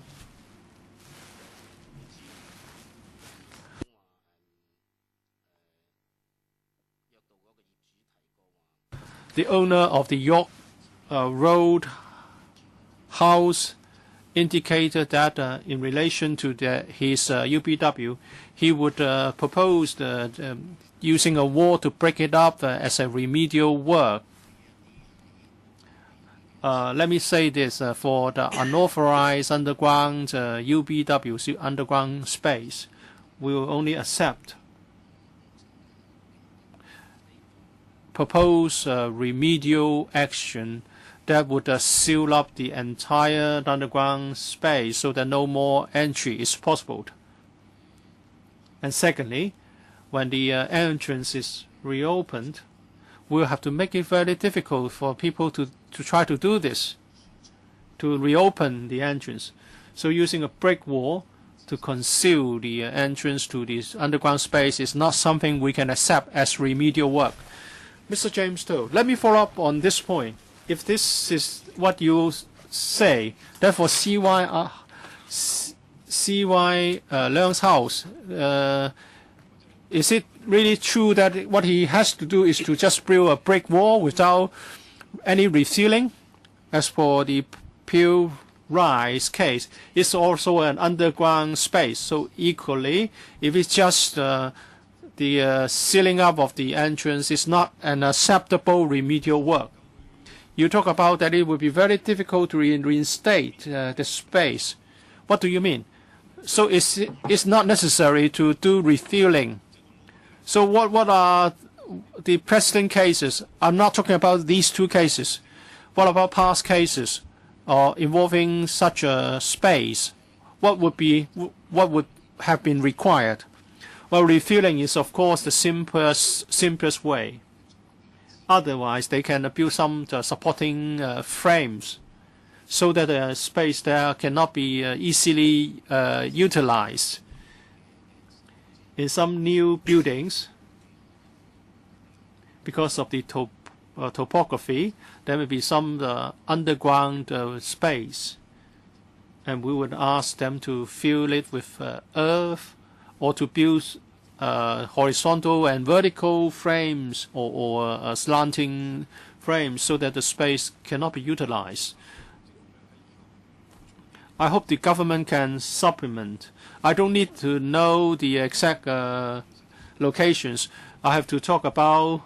I need to know about the frames and the density of such frames or bars or beams that would be acceptable in past cases. So I would like to know the minimum that you would accept. For number 5 Pew Rise house, and there's space underneath the parking space. It's not mentioned in the paper so far. Can you supplement, Mr. Au? You mean the space underneath the car park space of number 5? Well, the paper says that the remedial proposal has been submitted and we have accepted it. according to the AP engaged by the owner, well, they started to do the work back then. Of late, we have been informed by the AP that work has been completed. We need to take a look to check if it's acceptable. But there's no need to notify you before they embarked on the works. Well, they have submitted a remedial proposal. Okay, so a remedial plan was submitted. Can you tell us what it was about? Because it's not in the paper. Well, it has to do with details of a private property. Normally, we won't go into such details. Well, TRICE members here asked Mr. C.Y. Leung in this council whether he would give up his right to privacy in this regard, because he's a public figure. And he is at the very top of government.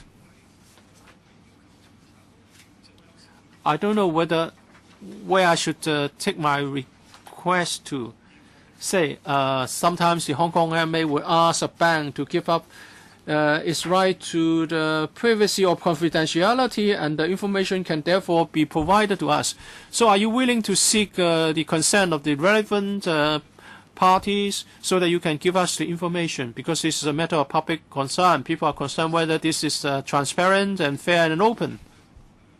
We need to get to the details. So I would await your response. Let's see if the owner would agree. Of course, if he doesn't agree, there's nothing more I can do. Are you willing to take the follow-up action? Well, if there's such a request for the information, we'll comply with the access to information code. If a third party, or if the information is related to a third party, we'll do it. Are you going to ask the person concerned whether he is willing to provide the consent? So we ask you to do this, and are you going to ask the party concerned? If the party says no, then there's nothing we can do. I think the question has been answered. I request the information. And if you ask reply that it cannot be done because the party concerned would not consent, well, if we have raised the question, and we'll be given a reply later. Mr. Alan Leung, Mr. Ao Choi Gai has been saying that there's no discrepancy in dealing with the two cases involving Mr. C.Y. Leung and Mr. Alan Leung. But in fact, well, the difference is all too plain to see. And we all know that. I want to refer to two remarks from Mr. C.Y. Leung and try to clarify the points with Mr. Ao Choi Gai. I hope you are talking about the highest standards possible. That is, irrespective of the person concerned, the same approach will be adopted. Well, the owner of the of 4 and 5 Peel Rise said that I built a brick wall to conceal the entrance of the space, and then the UBW would no longer exist. What do you say about this remark from the owner of 4 and 5 Peel Rise as director of building? Well, as I've said, this UBW in the form of an underground space and the remedial solution must be one that it would not be easy to utilize the space, and entry would be impossible. So if it's simply a brick wall to seal off the entrance of the space, it would not be something that we can accept as a remedial solution. Okay, so according to you and your perspective, the owner of 4 and 5 Peel Rise remark is not really acceptable. Again, from the same owner of 4 and 5 Peel Rise, he said why he did not respond to the letters sent by your department at the end of June. The 4 letters were not responded to was because there were court proceedings, ongoing proceedings. As director of buildings, did the owner of this house at 4 and 5 Peel Rise give you this reason for not responding to you back then? Regarding the 4 letters, I need to elaborate on the intention.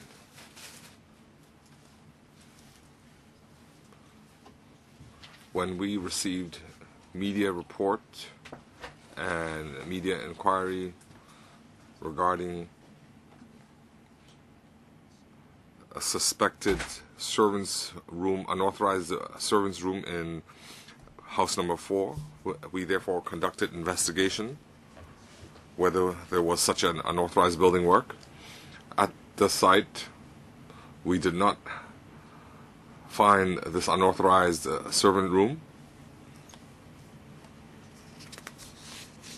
but in the most likely place where there was a servant room, that is outside the storeroom, we found the outer wall of the storeroom was standing there, and there was no access to further rooms.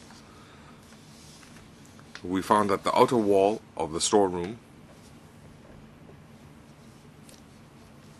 some portions of the wall were not in accordance with the building plan, and we felt that we needed to follow up to see what was behind the wall. And this is the same as with other cases. First of all, we will contact the property owner or Chairman, I'm aware time's up. The information is already in the document. My question is, the owner of number 4, number 5 Peel Rise, did he respond with the reason that there was a court procedure and did not respond? We will not respond to this question because this involves the details. It involves the contents of our communication between the owner. We will not divulge the details. All I will say is that we will follow our normal procedure. We will require the property owner to provide information. Well, Chairman, first of all, I do not accept that this is a exceptional individual case. No, because we are trying to investigate what Mr. Leung, C.Y. Leung's response was at the time. Well, if he didn't go and ask the owner of number 4, number 5 Peel Rise whether he would forfeit his legal privilege, well, the director can respond later. Are you willing to do so? Well, are you going to ask him, is he willing to forfeit his legal privilege? Anything to add, Director? Well, as I said just now, if we are asked to divulge this information, we will comply with the relevant legislation. We will ask the third party whether they agree to disclosing this information. Mr. Chen Galo.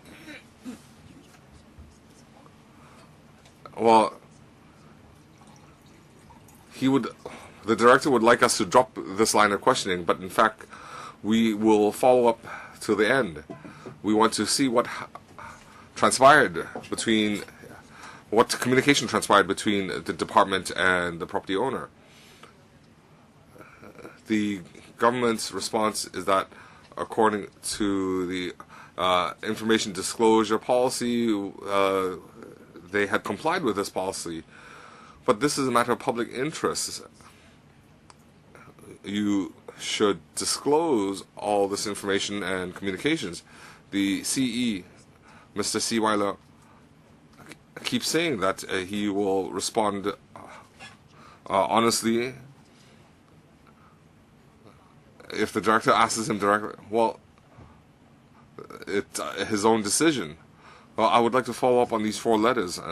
My colleague already followed up in detail. So these issues issued in June and the subsequent 3 letters, was there any communication? Well, we feel that there has been no disclosure. It seems that the department is waiting for the property owner to respond. But the director seemed to have implied that there was some communication, but it was not written communication. So was there or was there not any communication? But all we heard, the formal response is that they will not disclose these matters. Mr. Ao, anything to add? Our communication with the authorized person of the property owner regarding the unauthorized building work, so we had maintained communication. Well, did the authorized person say that the owner was involved in a legal procedure and therefore would not respond? Well, if he made such a response, then why were you still waiting? Why didn't you conduct an investigation? This case, upon our initial investigation, we did not see any dangerous structures. If there's no urgent danger, imminent danger, we will allow the owner to provide time to provide information. Well, how much time were you going to give this owner? Well, it would depend on the case. In this case, how much time were you prepared to give? I cannot conjecture, because on 23rd of November, he had already disclosed the information. But the question is, in terms of law enforcement, the department is enforcing the law, and this law is applied to a lot of owners who have unauthorized building works. Well, they will ask the same question. Can they just build a wall to block access to this area? And then you are giving them further time to postpone? Well, it seems that in hindsight, we have perfect sight, 20/20 hindsight. But in June, there were 4 letters asking for information. So what was the intention? So these letters are very important in clarifying the department's position. The public want to know. They are asking, how did the government handle this matter? It's just a simple question. Can you respond? Do you have anything to add, Director? In handling this case, if the owner has withheld information, then we need to consider whether we should conduct an investigation. To conduct an investigation, we have to get an order from the court, and before we get these court orders, we have to comply with certain procedures. For example, the owner has withheld information, then we'll follow this procedure. But in this case, that did not occur. The owner, on 23rd of November, had already disclosed the information. Fernando Chung? First of all, the director not responding directly to legislators' questions and saying that there are privacy concerns, I would like to express my regret, because our convening of this meeting is to deal with the chief executive handling and credibility of this incident over the last few months. It also touches upon the governance. So if the civil service are trying to cover each other's tracks, then the public the truth would be obfuscated from the public. So if the officials will trying to dodge behind the excuse that there are confidentiality issues and legal privilege, Well, Chairman, I would like the officials to respond specifically. The CE had said the basement was sealed off by a wall. It was dealt with, and and therefore the unauthorized building work did not exist anymore. So, is this legal or illegal? Could you respond specifically? Is it legal or illegal? Director Au? Thank you, Chairman. Just now I said just using a brick wall to block off the access is not an acceptable remedial. Is it legal or illegal? It's not acceptable or not acceptable. I would also like you to clarify your question. When you say legal, illegal, buildings ordinance, the law that you're trying to enforce. Your assumption was just building a wall. The CE had discovered there was an unauthorized building wall, and by building a wall would settle the issue. Is that illegal? Is that legal or illegal? Under the building ordinance, it requires the building construction plans have to be submitted. It does not depend on individual behavior. I cannot respond to your question. Well, his behavior was to build a wall.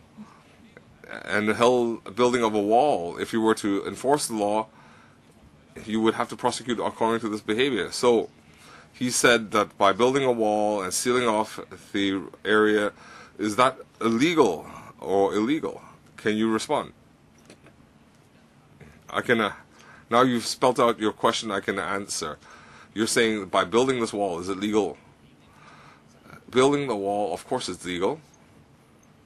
I had said previously, the wall is indoors, it's non-structural, it does not affect the safety.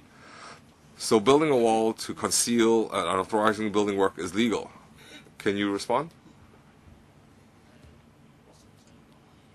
I'm just saying by building a wall, to conceal an unauthorized building work. Is that legal? The purpose of the wall is to conceal the unauthorized building work. Well, holding a knife and thrusting it is legal. But the consequence if it was to murder, well, I think by adding conceal, you already, so how would you describe it? He said it was a project, an engineering project. Okay, so handling this unauthorized building work, it's not appropriate handling of this unauthorized building work. He's still avoiding the question. I just want him to answer whether it was legal or illegal. So can the director, because the general public will adopt these methods to deal with unauthorized building works. We have a lot of UBWs in Hong Kong, and the chief executive is telling the public that, now, I built a wall, and that handled the issue, and there was therefore no more UBWs. You know, if that is legal, if that is something the directive will not address, then how are we going to deal with other UBWs? I think the director had already answered you. Next, Mr. Chen Kin-po. He is the enforcement agency. He can't tell you whether it's legal or illegal. He has to rely on his individual opinion. So, director, is this a personal judgment? Is it personal, an individual judgment?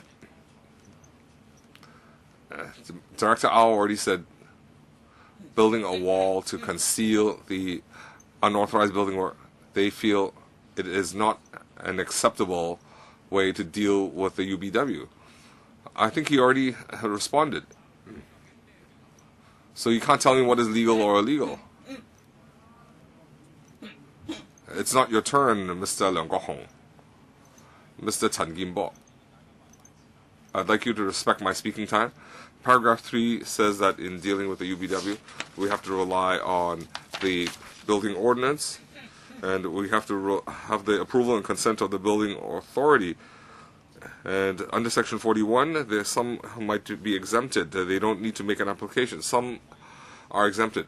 And if we have under the minor works, there can be summary procedure. Well, it's very chaotic. Owners and engineers sometimes can be confused by these different arrangements.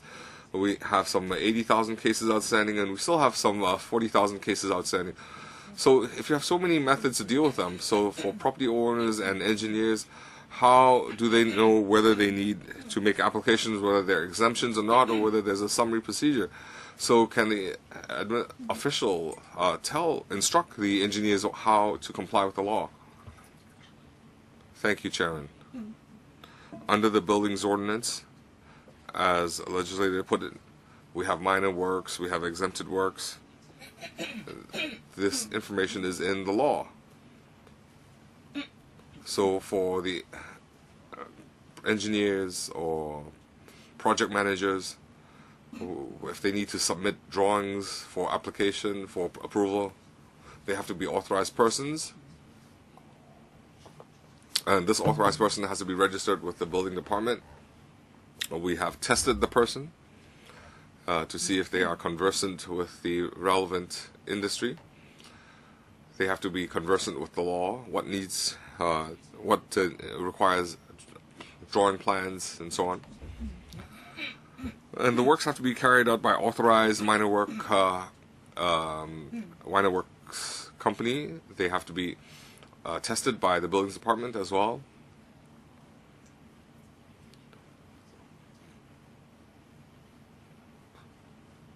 We also have some guidelines for these minor works companies, including general guidelines, technical guidelines. So they should be fully conversant on what projects, what works need applications. And well, the minor works, it was only implemented a year or two ago. A lot of people thought a test was required, and engineers complained that it was a lengthy process.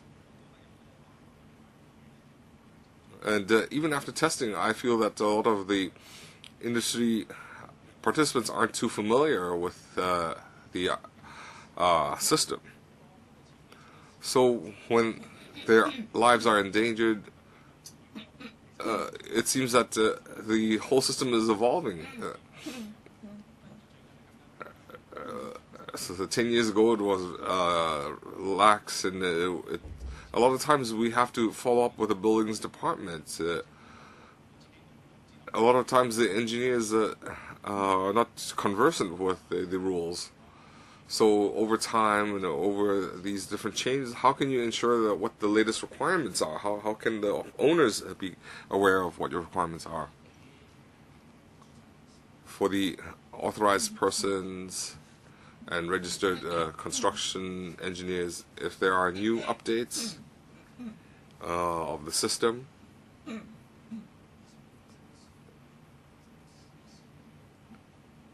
we will regularly update them with best practice guidelines.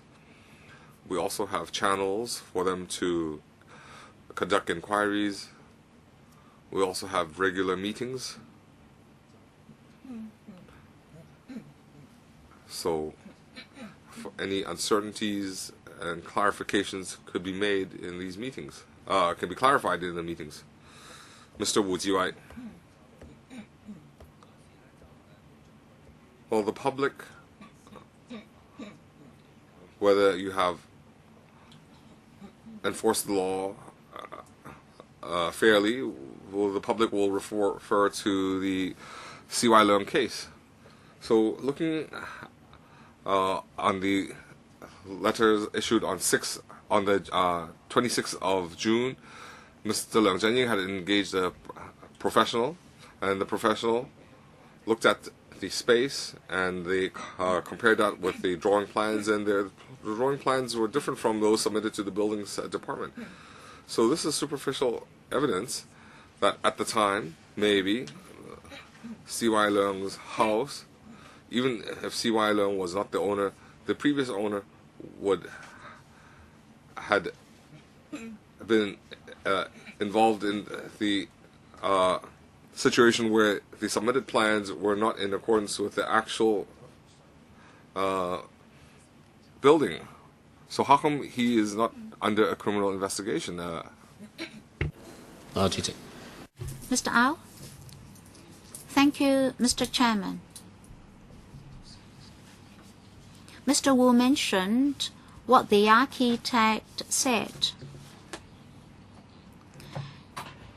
He was referring to the space under the car park that was not commensurate with the plan submitted to the buildings department. So that's a UBW. So for all cases, we define UBWs in the same way. Any structure that is not in the plans submitted to the BD is a UBW. Sorry, Mr. Chairman, is actually a basement. It's similar to the basement of Mr. Henry Tang, who had 2,000 square feet, and in this case it's 300 odd square feet.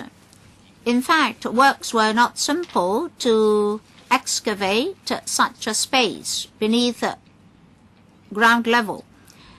And the date of building the space was more or less the same as the date of the construction of the house. So why is it that for Henry Tang's hole is criminal investigation, but for C.Y. Leung's residence, even if the hole was not dug by himself, that's a UBW and there's no criminal investigation. So that's differential treatment. Director, as I said, we need concrete information to indicate that authorized persons were involved before criminal investigation would be taken out. For the York Road case, the media reported that some people who participated in the project provided information and photos about the process of construction. From those aerial photos, it could be seen how steel bars were erected, for example, which were not the same as reflected in the building plan. And we understood that there was an underground basement, which was a UBW. Well, sorry, that was not what I am asking. Well, Mr. Leung dug a hole underground. According to professional architects, prima facie, that hole did not look like a hole dug after the completion of the house. So that's actually a basement that does not commensurate with the plans, building plans submitted to the BD. So why did you not consider the possibility of somebody submitting false plans to you? Director, the views expressed by that architect do not necessarily represent concrete materials. We do not have concrete materials.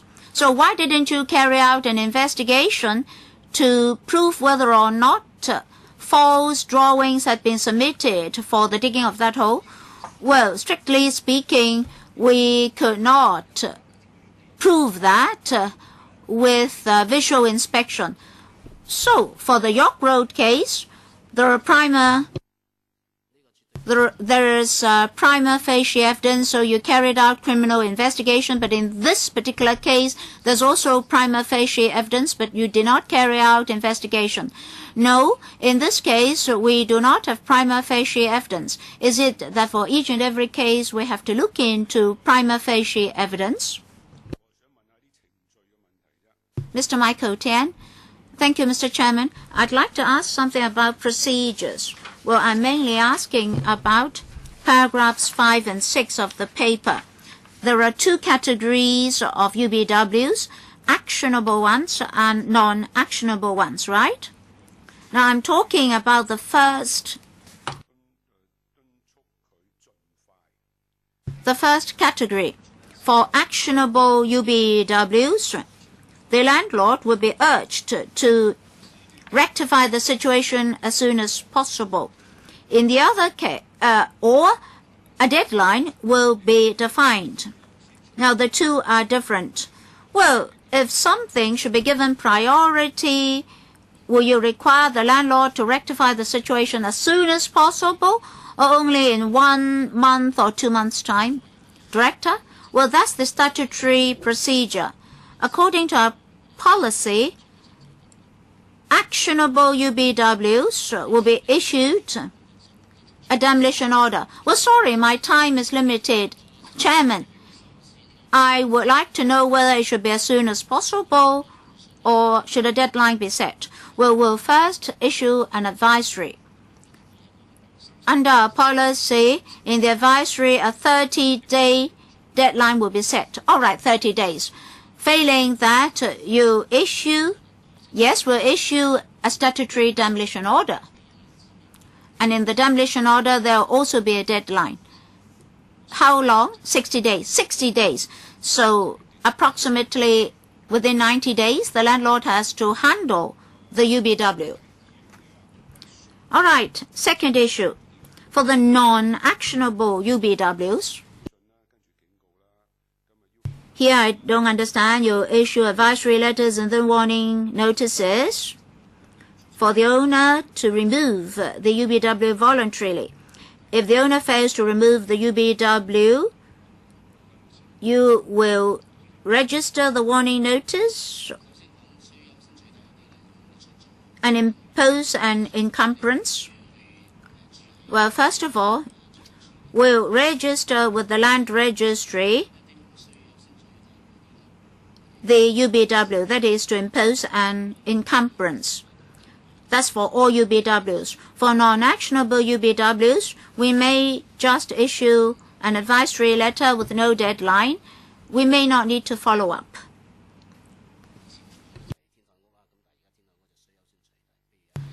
In the past, rooftop structures were non-actionable. Now they're actionable. Yes, rooftop structures are non-actionable now. They receive advisory letters. Well, there are two circumstances. In one scenario, we may just issue advisory letters. In other cases, we may issue warning notices with a deadline. If the landlord does not remove the UBW within the deadline, we'll register the UBW with the land registry. That is to impose an encumbrance. Well, for advisories and warning letters, if the landlord disregards you all along, then the landlord does not have to pay any price until he wants to sell the premises. I really don't understand. Something is against the law, but if there's no punishment, it doesn't matter to breach the law. For advisory letters, no encumbrance. Warning letters, yes. Well, but even if there's an encumbrance, there's no punishment. So you're doing so many things, so disturbing to the residents. You'd rather just handle the actionable UBWs. For the non-actionable ones, just tell the landlords that they can leave them as they are until they want to sell the property. Now, for a person receiving an advisory or a warning notice, they don't know the difference. Well, they end up with no punishment anyway. Now, this ordinance is very complicated. Please simplify it. Either they demolish the UBW, or if they're only receiving advisory letters, what will result? What are the consequences? What's the purpose of the ordinance then? Director? Oh, Permanent Secretary? Well, the law is very simple. We're now discussing law enforcement policies. In the paper, you can see that after 2011, there's only one policy. Oh, sorry, for the 10 years after 2001, we only handle the high-risk structures. And then, starting from the 1st of April 2011, we differentiated among different categories of works. And there were these actionable UBWs, including rooftop structures, podiums, yards, and lanes of buildings.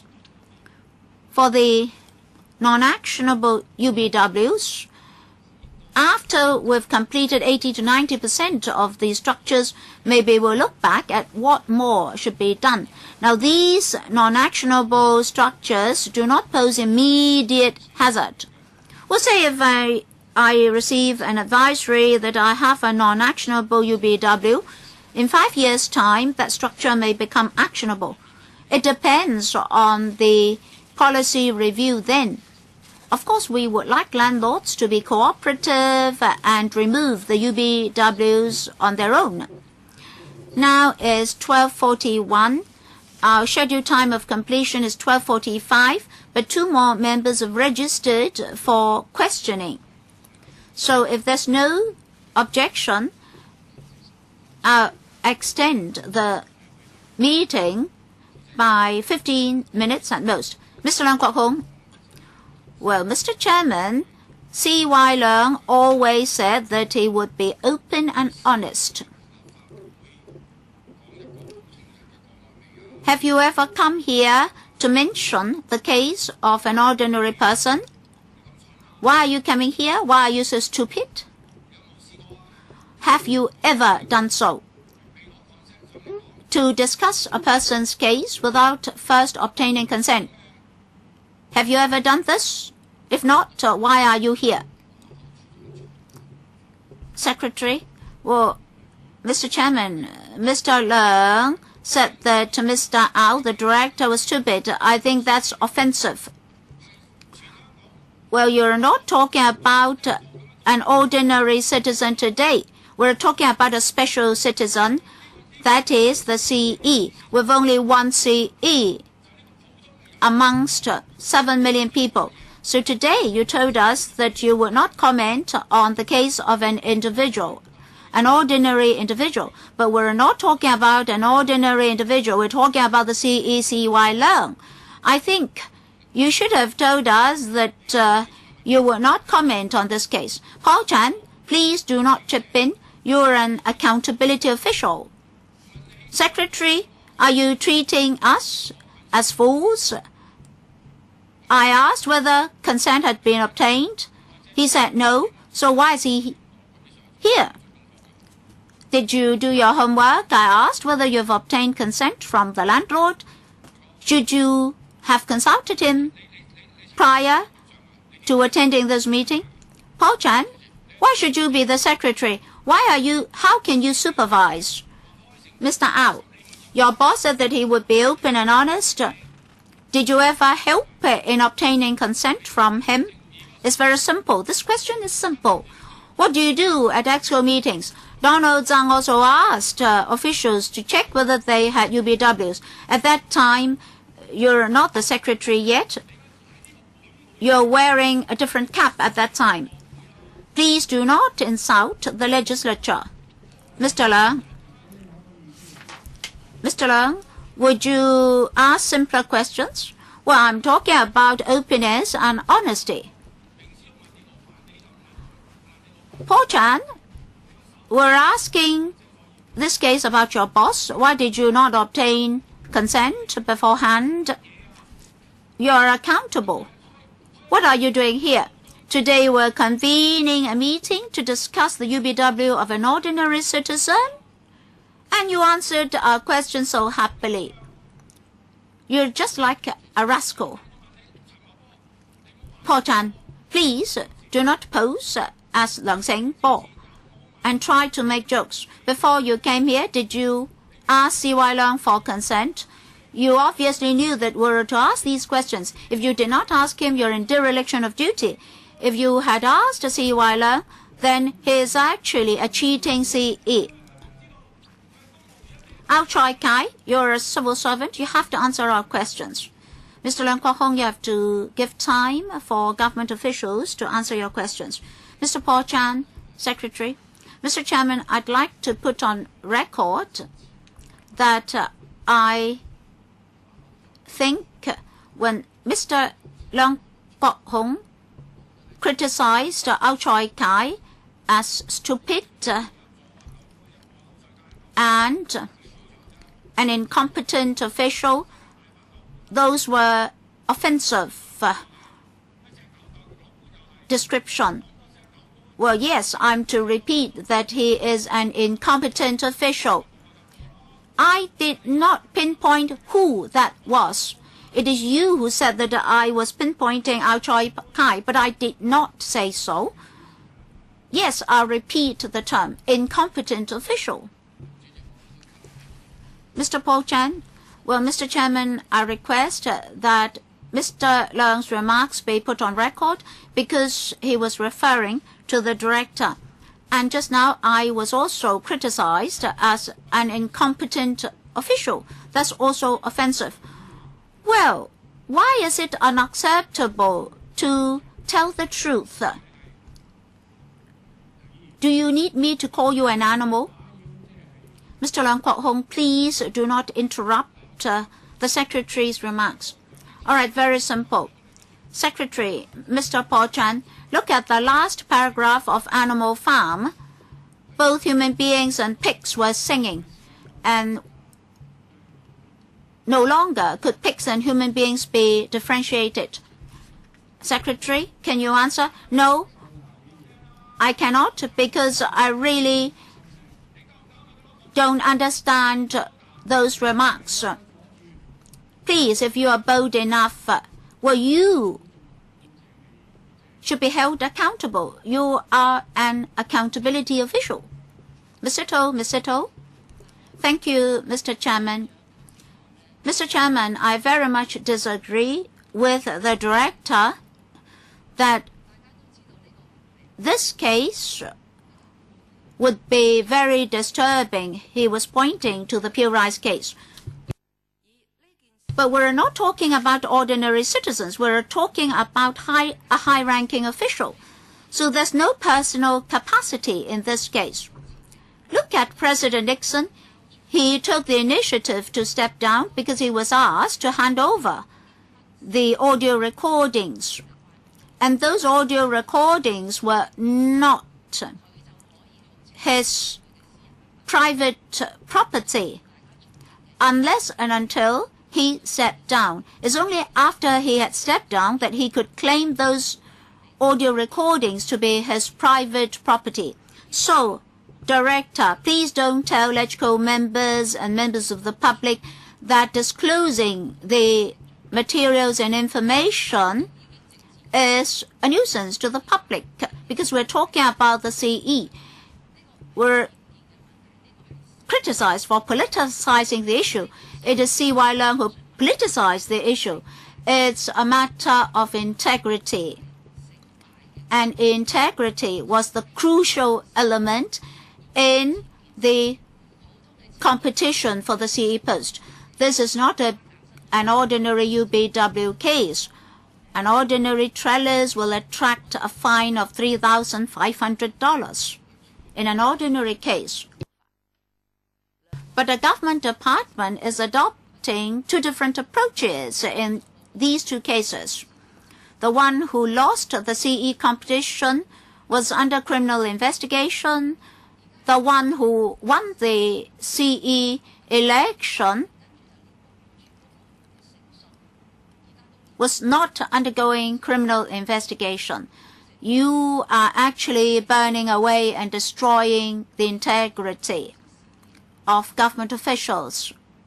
Well, this is a political incident, so I'd like to ask the politically appointed official, secretary, before, when you're an LegCo member, you were quite neutral in your remarks. Today, how are you going to handle the UBW incident? He is not an ordinary landlord, he is the CE. He himself said that he would be open and honest. Would you advise the CE to give up his privacy in this case, that is, to give up the confidentiality of the documents involved, because they involve the integrity of a public officer? Would you please go back and ask the Buildings Department to disclose the documents as soon as possible?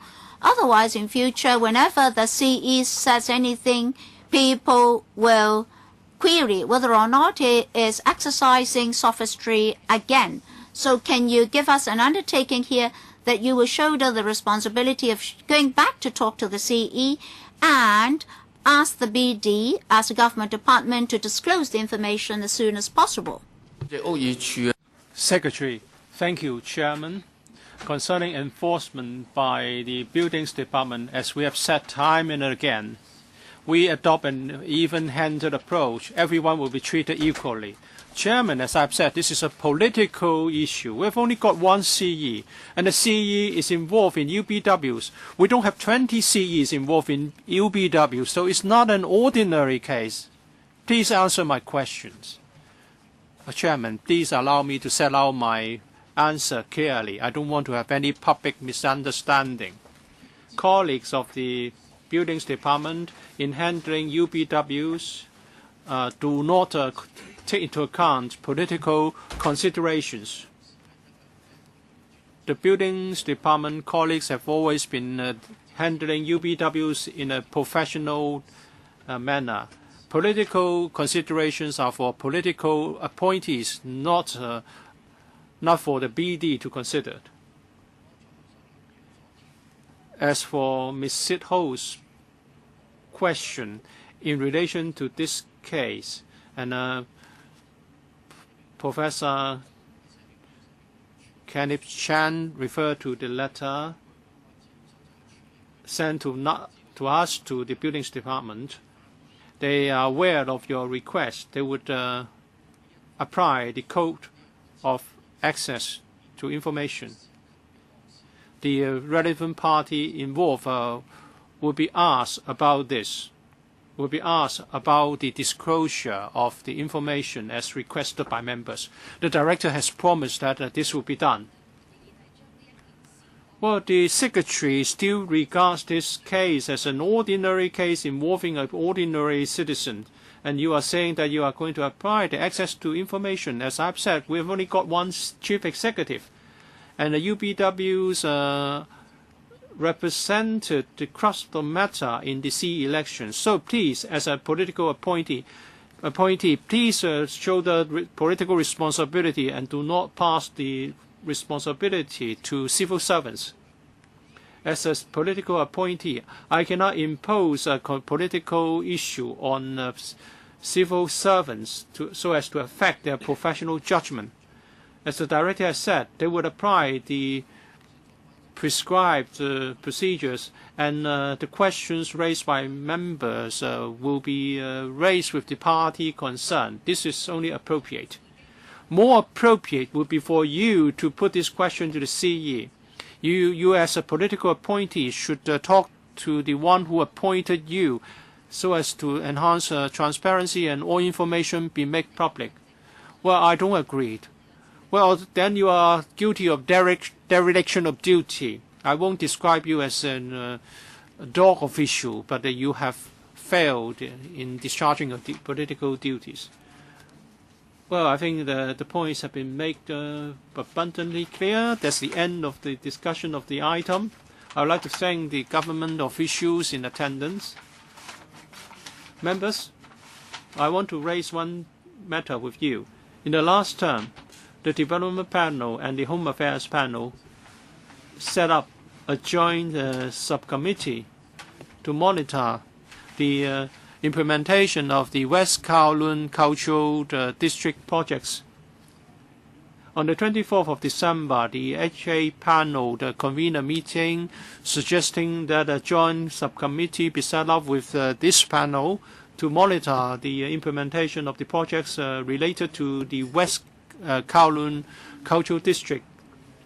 If members have no further comments on this or no objections, I will ask the Secretariat to convene or arrange a joint meeting of the two panels so as to allow members to agree on the terms of reference of the subcommittee concerned. What do members say? Do you agree? If it's agreeable, I'll ask the Secretariat to take necessary follow-up action. Okay? Any other item? I would like the Secretariat to follow up one issue, and that is on I propose an item on heritage and conservation. It's number 2 on the list. The government has recently decided to conserve the west wing of CGO, but has also decided to give up Horton Gardens. According to some reports in the community, that signified a change of government policy. Can we convene a meeting to discuss this so that we can communicate with the government early on conservation policies? Well, we'll try to fix a date as soon as possible. Any other item under AOP? If not, the meeting's adjourned.